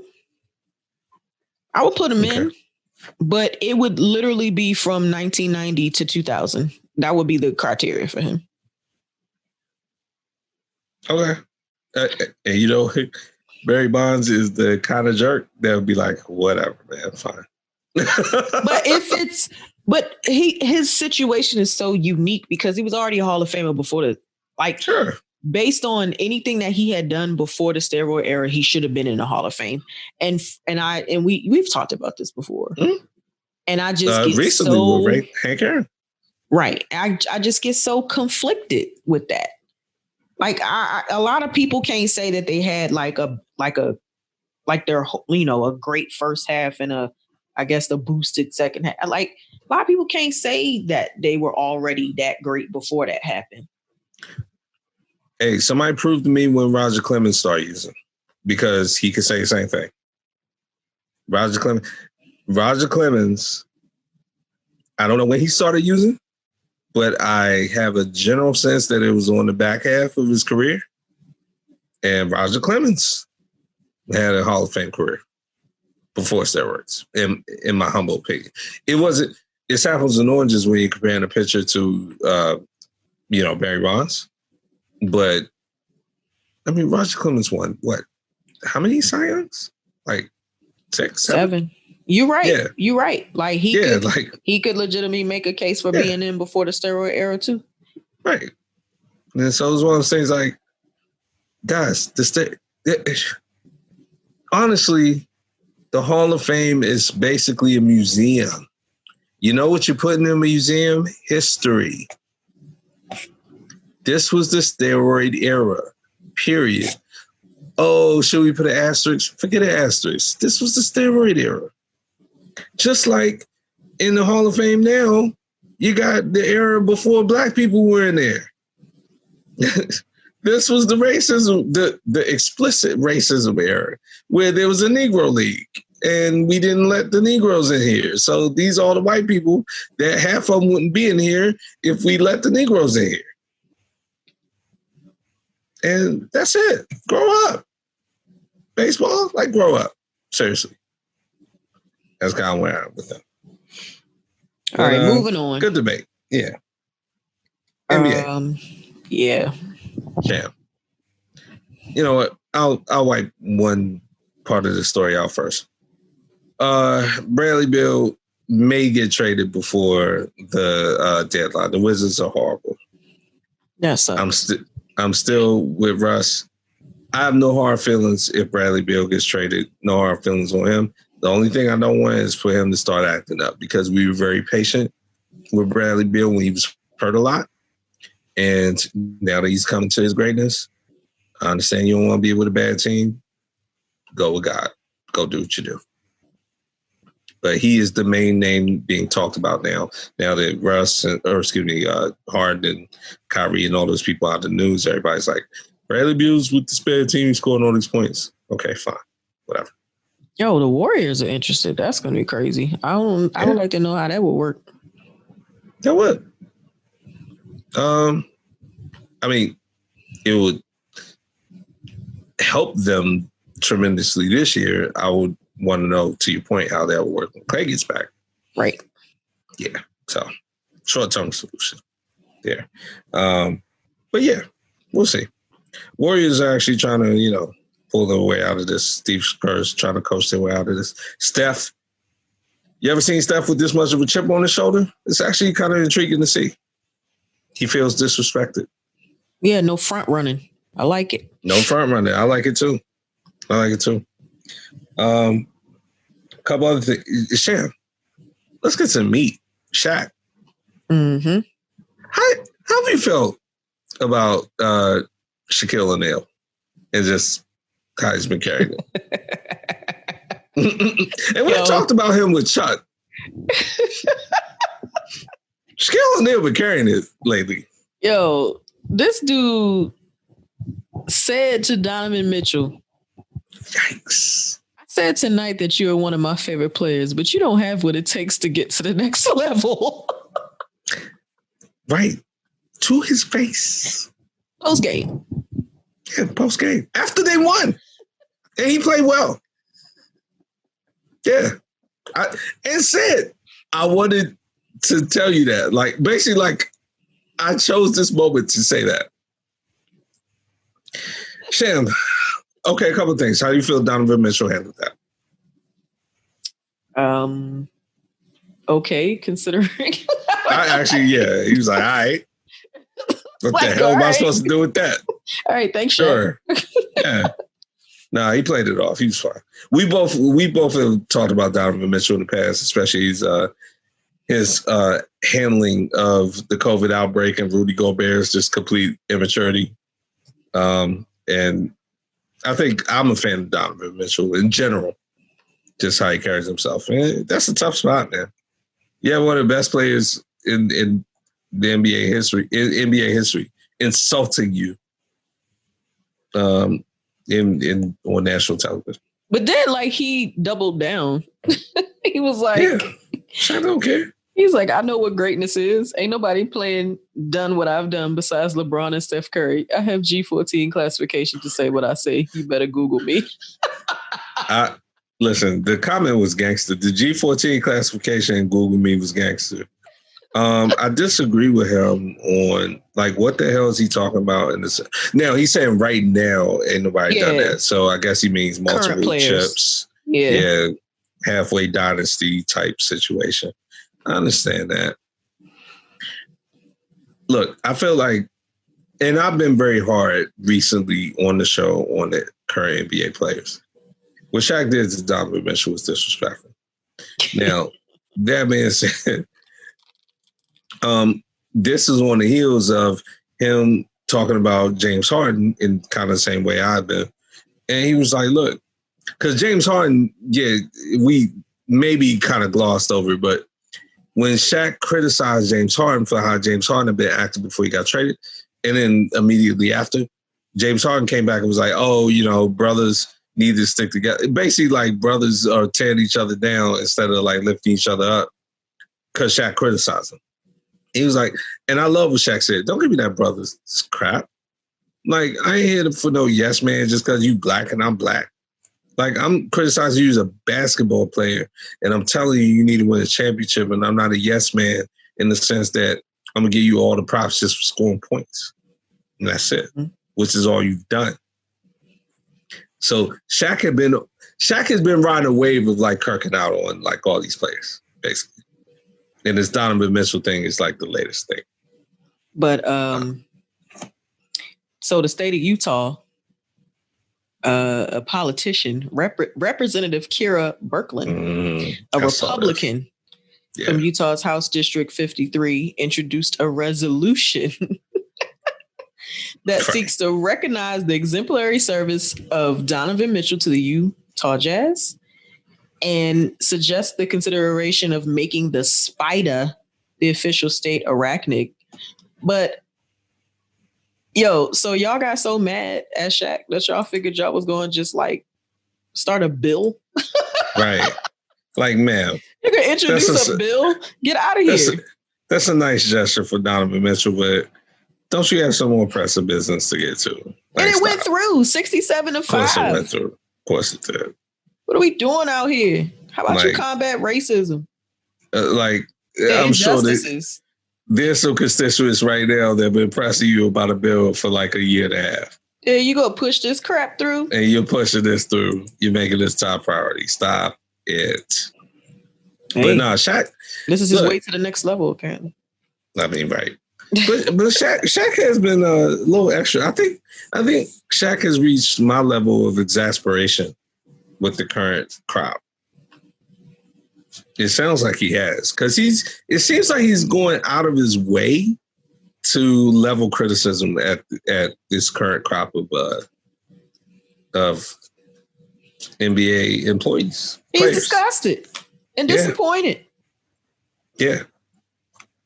Now, maybe his methods are a little heavy-handed. Again, I don't think Donovan Mitchell specifically deserved that level of criticism on that platform. But it's the latest sign of how tired we all are, man. And Shaq played. So it's kind of like when I was talking to Ray about some of the stuff he felt like, about football. Like, I can't even relate to somebody who actually played, but just watching it, like, it's disgusting. It is what it is. So we'll see. But in the general NBA's, chugging along. Whatever. So going from disgusted to disgusting. Now, listen. The only reason, Sham, I don't know about you, I felt we had to talk about this because it's not getting talked about enough. Nope. Right? So, and I sent you a copy of a tweet, and she was on it. She was right on. Like, y'all not talking about this enough. And I was like, you know what? I hadn't even heard about this. Yeah, I've been following it. Trust me, we're gonna have it on the show, but it's a damn shame. So let's say his name, Chad Wheeler. Chad Wheeler, and the tweet came from Taylor Rooks. She does more like NBA stuff, though, I thought. Yep. But she said this was her tweet. Seahawks Chad Wheeler isn't being discussed much, but he should be. There are some absolutely terrifying accusations of felony domestic violence against his girlfriend. He was arrested and released on a $400,000 bond on Tuesday. So I watched a lot of ID channel. Oh, you and my sister. Yeah. I mean, I told you I like her. We have same energy. Yeah. This sounds like some of that stuff you see on there, where it's like a murder in your house or nightmare or whatever. The kind of stuff that I read in this transcript that this young lady said that Chad Wheeler said to her after he attacked her. This man sounds like a psychopath, a psycho killer, for real, for real. The long and short of it is this, and again, these are allegations. They're always allegations, whatever you want to call it. But there are pictures of her. Chad Wheeler is a lineman, a backup tackle. He's been released. He's an ex-Seahawk. I think he also had a couple stints elsewhere, but he was an undrafted free agent out of USC. I do know that. And then he went to the Giants. So he played 2 years for the Giants. Attacked his girlfriend. So Chad Wheeler is white. His girlfriend's black. I don't know. Did you see Jamel Hill's tweet? No, I didn't see her tweet. She said, "Hey, based on what's happening here and what he said, let's throw a hate crime on top of that, even though that was his girlfriend." Hey, because she's a minority. Now, the long and short of this is that this started because, and I quote, that she wouldn't bow to him. Bow. Like, he got mad that, so that's the kind of, I guess, relationship that he wanted. Subservient. They've been living her to together. Be subservient. Right. For her to be subservient. This man's 6'7". He's 6'7". 310 pounds. Right. And from everything I've seen about this woman, this is, a small woman. But, I mean, honestly, I'm a man, and that man's 6'7" and 300 pounds. So you throw me around. I'm going to jump out there and say that 99% of the women in the world are smaller than him. Correct. 99.9. Shit. Facts. Right. But, beat her, punched her in the face, choked her.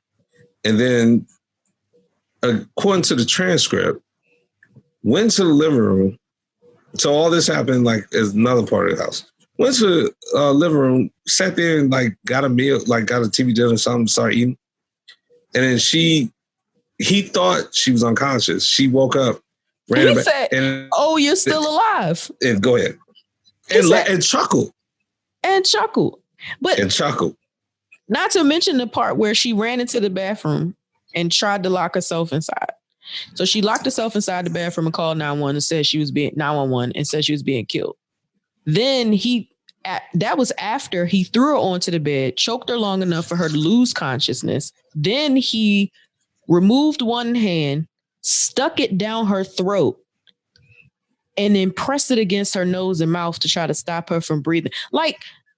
Yeah. He's trying to kill her. Your hand down her throat. Yeah. And then, as you said, he left her wherever thinking she was unconscious. And then she came back and then he was like, "Oh, you're still alive." Right. He was just chilling.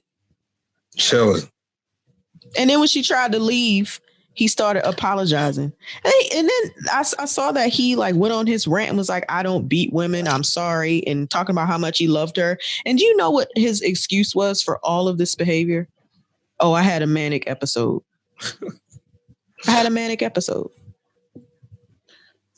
That slight chuckle was to prepare me for, I hope I'm wrong, but the injustice that happens to this man, because, I mean, that kind of thing,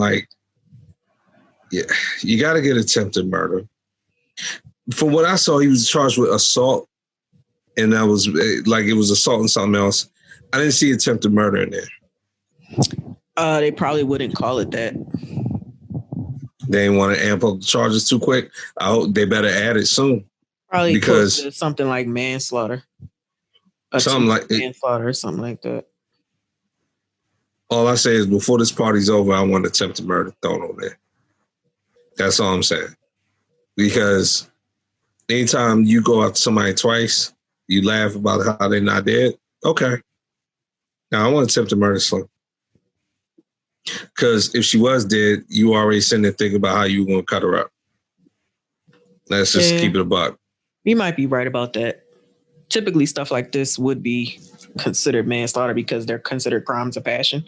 But this right here, with him going back, correct, and laughing about her still being alive, I could see them trying to bump that up. You might be right. They should bump it up. Because you were in there, you thought she was dead. You ain't, manic my ass. You ain't called nobody. You ain't do nothing. When you thought that, you would think about how you were gonna cut her up, get her out. And then, oh man, you still alive? Oh no, we can't have that. So I took care of that. Took 3 officers to detain him. Of course it did. The man is 6'7", 300 pounds. They tased him and it did nothing. Right. If it took 3 officers to detain him, imagine the terror that a young average sized woman felt. 3 grown combat or hand-to-hand trained police officers couldn't do it. Yeah, all right. You know, on the Breakfast Club, when they talk about people who commit crimes or they do simple shit, they play this game called Guess What Race It Is? Yeah. And basically, the fact that this has been kind of like under the rug and hasn't been like headline news is basically like, guess what race it is? He's white. Correct. If this was a black dude, a black NFL player, it would have been all over media. Or if flip both races, if this was a black NFL player had did this to his white girlfriend, oh my God. Oh, I'll give you that one. Greg Hardy. We knew his name instantly. Mm-hmm. Instantly. And rightfully so. Look, I want everybody to get fried under this. But yeah. So look, Chad Wheeler. Oh, and then the NFL's investigating. What's they investigate? Guys get thrown out quicker than this. That's out of their hands now. Whatever investigation they're gonna do ain't gonna be shit compared to what the state's gonna do. I mean, I guess we gonna see. You know what, Sam? I've learned by now what common sense will dictate. Let's not assume. I'll just put it that way. Common sense may dictate one thing. Let's not assume that's going to be the case. We'll see how it plays out. Because these charges are light as hell. Correct. Look, I understand, and you make perfect sense, and your experience in the legal world dictates this, and people do need to understand. A lot of times, officers hedge their bets. They don't want to overcharge too quickly because of jeopardy and all that stuff. So they don't want to jump out there with attempted murder. They could start with manslaughter and ratchet it up. But the point being, the fact that I didn't even hear attempted murder talked about, that's a bad sign. There's enough here for that, in my layman, non-legal opinion. But let's go. Anyway, on to some lighter news. We hate that we had to spend enough time on that, but there wasn't enough time spent on it. So we conversating on the Stop Playing podcast. Sham, look, I know it may seem like I'm trolling when we're talking about the Eagles. It's not. Y'all have been in the news. Okay? And this is a troll. This is a good. Well, okay, it starts good, but I don't like the result. Y'all have a coach at hire. Mm-hmm. Are you excited? No. You're not excited about your new coach? No. You like him? I don't know him. Like physically? I heard a lot of women do. Yeah, apparently he's a good-looking guy. Apparently. You know, when you say apparently, you don't agree with this? I mean, he all right. He regular to me. But look, apparently he done already had a photo shoot and everything. I sent you one of the photos. I said, Doug Peterson had no pictures like this when he became the coach. They couldn't get him to stop smiling. The Joker, Doug Peterson. Nah, you missed. We got y'all your Super Bowl. So look, Deuce Staley, we talked about him last week. Mm-hmm. Was his interview legitimate? I guess it wasn't. I mean, look, we did touch on this last week, and I made, I theorized something. Yeah, it was a theory. You weren't jumping out there. No. I didn't jump out there, no, because I do think in real life people feel this way. I mean, I gave my own real life example of such. Yes. I think in general, your theory in general is correct. Right. Yeah. But it makes me think back to another thing that I said about how in that press conference after Doug was fired, Jeffrey Lurie made a point to discuss how he wanted to interview Deuce Staley. No one asked him. He brought it up himself. He brought up the name. And now I'm thinking back, like, maybe that was just protesting. Maybe he wanted to get the name out there before anybody asked him. So it could seem like it was going to be a real consideration. So Deuce is now on the Lions coaching staff. He's no longer with Philly, which is kind of sad because he's been there pretty much his entire coaching career. as the running backs coach and then assistant head coach under Doug last year. And it was just kind of like, look, folks are saying from Deuce's perspective, like he felt like he was never going to be able to get promoted into a bigger coaching role as long as he stayed in Philadelphia. So he asked them to let him out of his contract and allow him to pursue coaching opportunities elsewhere. Yeah.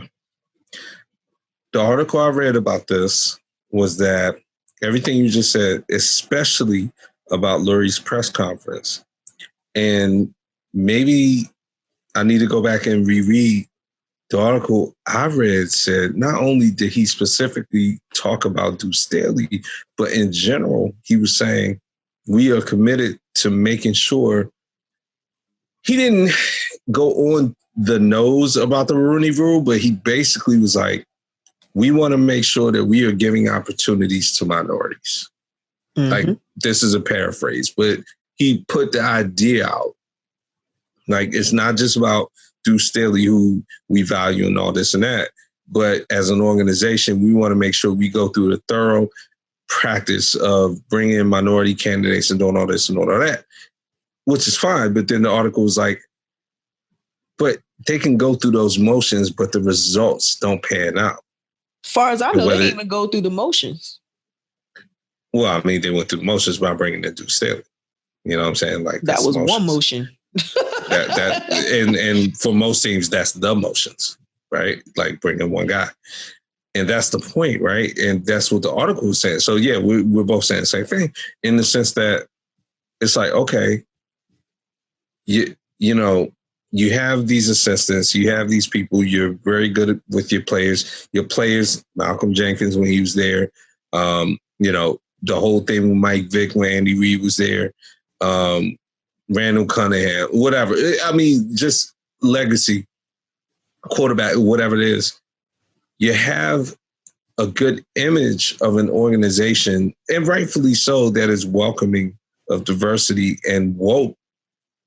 But then the nuts and bolts of the coaching position, the results are, y'all haven't had a head coach or a major coordinator it said in this century, which I thought was a little extreme. They basically just met since 2000. I mean, that is true in this century. It's true, but it was an extreme way to say it. But it just stuck out in my mind as a way to say it. Somebody said they got the Property Brothers coaching the team. Yo, that was funny. I did see that. And I thought of you because we had been talking about the Property Brothers in the previous episode. And I was like, I ain't going to tell Sham about that one because she's really going to think I'm trolling. So I'm glad you saw that on your own. They really said we got the Property Brothers as a coaching staff. Convince me these are different people. Like, I don't think they all look alike like people are saying. I think they're all white, but I don't think they all look like the same guy. They don't all look the same, but it's a good joke. Yeah. It's a good joke. They look enough alike where the joke can play. Somebody said these guys all have the same dad. Mm-hmm. Somebody said that. And it was funny. Look, they don't all look exactly the same, but they all look enough. Convinced they look these are different people. Yes. Yeah. Yes. It's bad. Gosh, who was the last black coach of the Eagles? Was it Ray Rhodes? Ray Rhodes. Yeah, I was about to say Ray Rhodes. That's the one that comes out of my mind. I remember when he was first hired and he went 10-6 and won Coach of the Year. Exactly. And it was downhill from there. What was that, like 94, 95, something like that?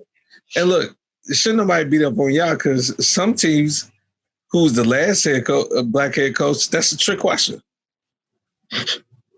Right? Like, there are a lot of teams that's never had one. Ray Rhodes was also the last black head coach in Green Bay. Yeah, he was. He might have been the last black head coach in a lot of places, to be honest. I was about to say, they shipped him around and then got him out to fulfill the quota. Yeah. But yeah, look, anybody try to just pick on y'all. Like, as a matter of fact, again, I'll make my point. The fact that y'all have even had one, especially in the 90s, because Ray Rhodes didn't come that far long after our show for us. So y'all were relatively in the forefront of that. Our show was like 90, 91. y'all were, I mean, Ray Rose said some early to mid 90s. So a lot of teams hadn't even dreamt about that. And a lot of teams still haven't done it. Still. So whatever. But I just thought that was interesting. In general, though, we'll see how you guys pan out. Hey, listen, again, Joe Judge turned out all right for the Giants.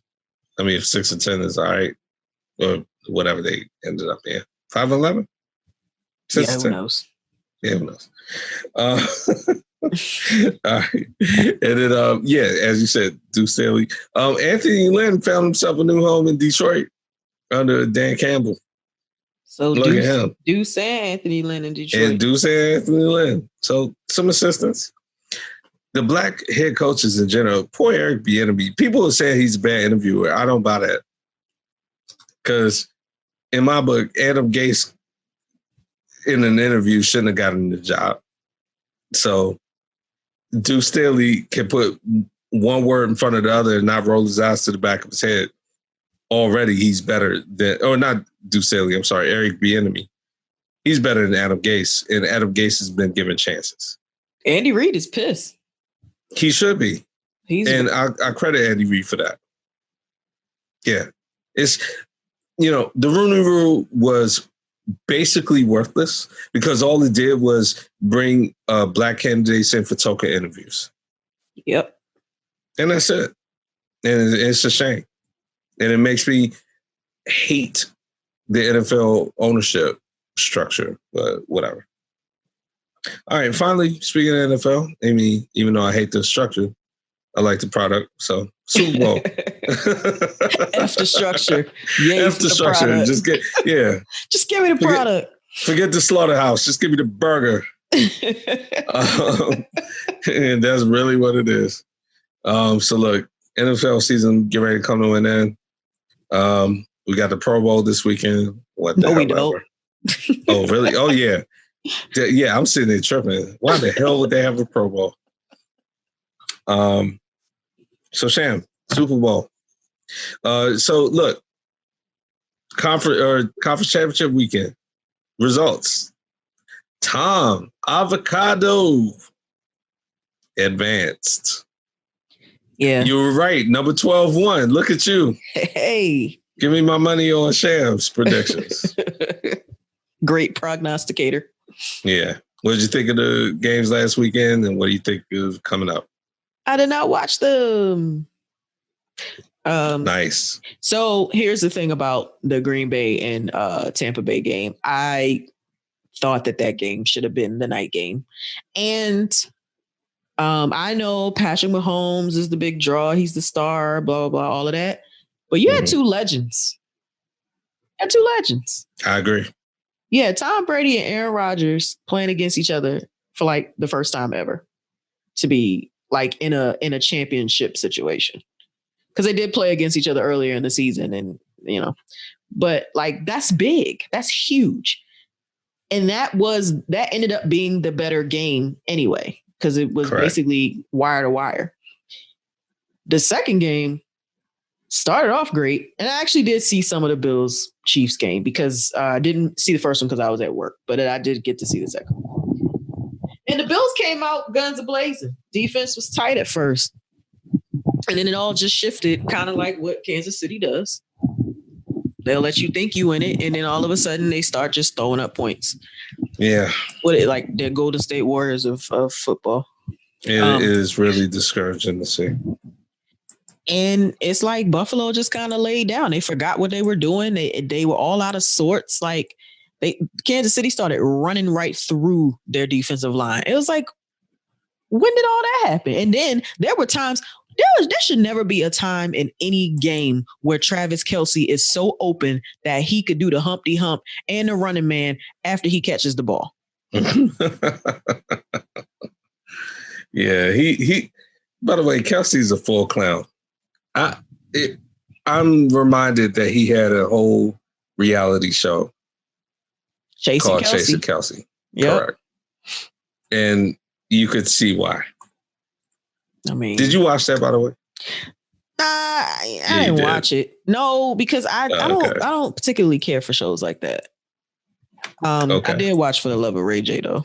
and the one with Chad Ochocinco. But in general, I don't like the idea of all these women vying for one man. It's like a whole like I don't know. It's just, I don't like it the other way around either. I don't like it. I don't watch The Bachelor. I don't like that stuff. I heard this new Bachelor. It's been getting a lot of ratings because it's Black Bachelor, and apparently the shenanigans have been out of control. But anyway, all right, back to sports. So, it sounds maybe like you're leaning one way or another. I know you don't like to make predictions per se, but any thoughts on the Super Bowl? So I want to be on the side of history. Okay. I want to be on the side of history. Like I want to see Tom Brady win as many Super Bowls as he possibly can. Like I just want it. Like I do because it's so it's like a phenomenon for me. It's like, yo, this man's really out here. I don't think that's what's gonna happen though. But I mean, I just think Kansas City's offense is just too much. That's a lot. It's a lot to deal with. Kudos to Bruce Arians and Byron Leftwich for getting to the Super Bowl. Bruce Arians has already, he's been part of Super Bowl staffs with Pittsburgh. And I guess Byron Leftwich, was he a backup in the Super Bowl? I'll need to look into that. I feel like he was maybe part of Pittsburgh as well. I think he was. He which one was it? I think it was the first. Well, he only won one. So yes, yeah, it was. It was. So I think he was on that team, but it was when they beat the Cardinals. Correct. That year that we were San Antonio Hopes. Oh man. That was the year we played the Cardinals in the NFC Championship game, and we were up by like all these points. And then like third quarter, the Cardinals just lost their mind and they started scoring. And we were like 9-6-1 that year, something dumb like that. We should have never even been in the NFC Championship. Man. And I remember Larry Fitzgerald in the fourth quarter just killed my whole life. I was like, damn it. That's how long Larry Fitzgerald's been in the league, because that was a while ago. Yeah, that was 2009. And, 11 years ago. No, I'm sorry. I can't add 12 years ago. Look, I am, clearly on the side of history, because Kansas City winning yet another Super Bowl will be disastrous. Plus, it'll drive another stake in my heart in the sense that we were the only team to beat them. And we should have beaten them again. Well, no, I'm sorry. They did lose their last game, but that game. Yeah, but that didn't count. Yeah. Everybody knows we were the only team to beat them when they were actually trying. And you should have beaten them that second time. And we should have beaten them the second time. What in the world are exactly. Y'all doing? So it was one of those things like, man, if they turn around and win the Super Bowl, which all signs are pointing that they will, man, that's going to hurt. But it'll encourage us to get better, which we need to get. Back to Tom Brady. I was very critical and still am. Tom Brady threw three interceptions in the NFC Championship. Like, he still, it's one of those things like, he still is, having these erratic games and throws. But when he's good, he's still, I haven't said this enough, so I'll say it now. And it was on display in the NFC Championship. I've been kind of going vitriol about his bad throws all season, but man, his good throws are still the best throws in the damn league. Like when he was laying some of those in the breadbasket, it was like, okay, well, hey, if he can still do that, he's still the man, which is why he's still the man. So I'm hoping for a good game. I'm hoping for Tampa. You know what, Sham? This is probably my heart more than my head. I like Tampa. Oh, it's definitely my heart. And people are like, how you going to go against Andy Reid? He got one last year. He finally got it. That's, I didn't even root for him last year, though. I was just kind of you didn't. I remember that. You didn't care. Nah, you literally said, you were like, Andy's fine. Whatever. He don't play for us no more. He don't play for us no more. Good for him. Yeah. Yeah, it's all good. But I want to see how many Tom Brady can get. And the fact that he's even in the Super Bowl this year is just phenomenal enough. That is phenomenal. And I know you've seen the meme where it said Dallas Cowboys, how many years they've been in the NFC since 1996? How many Super Bowls? And it said Tom Brady, how many years he been in the NFC since 1996? Yep. One, how many Super Bowls? Did you also see the meme with Billy B in the Bernie inauguration outfit? Yes. Yeah. We didn't even talk about the Bernie memes all week. Jesus. Well, we talked about it last week though. Yeah. Yeah. But they've been all over the place. Though. Overload. Yeah. But yeah, Bernie don't care.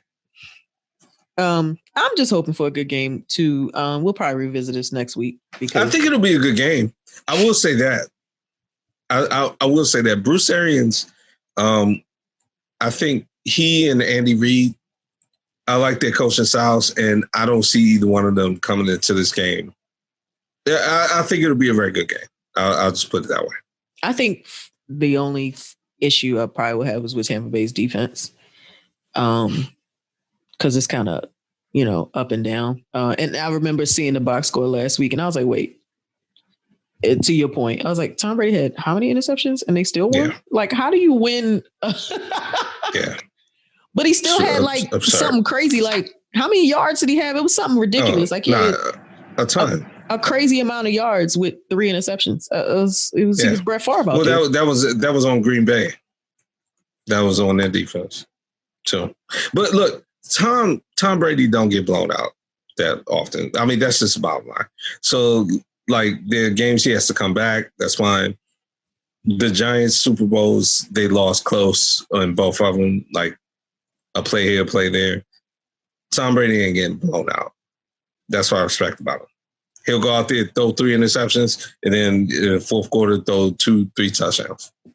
And if he lose, he lose. But he ain't coming out there looking crazy and getting blown out. So I think it'll be a good game. I'm excited for that. Speaking of excitement, Sham, this is episode number 93. What 93s are there? I can't think of any. I don't know. 93? That's a weird number. Yeah. Well, it's got to be like a defensive player. Clearly, yeah. D lineman. Yeah. Definitely. I'll try to think of one, but I can't. Nothing comes to mind. There's some 94s, definitely, but no 93s come to my mind immediately. So there it is. There it is on that. Yeah, I can't. And it's probably somebody so obvious too that we're missing. Yeah. Excited about some stuff coming up. Got Valentine's Day around the corner. Got some guests around the corner. Got some big things in season 4. Yeah. I like it. Sham, you not excited about Valentine's Day? Why would I be excited about that? I love that. That's the answer I want. You can go ahead and take us out. That's it. in that exact tone. You go ahead. Dwight Freeney. That'll work. Wow. Good pull. I thought he was 95.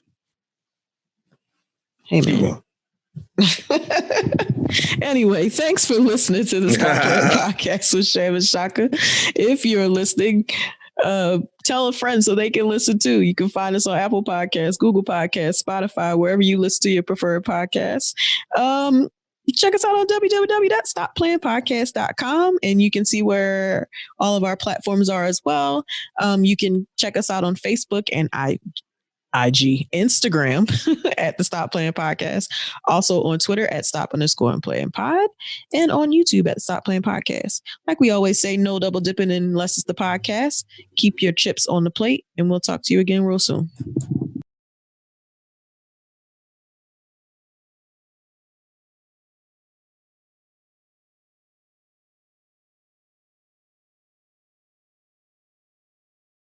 Stop playing.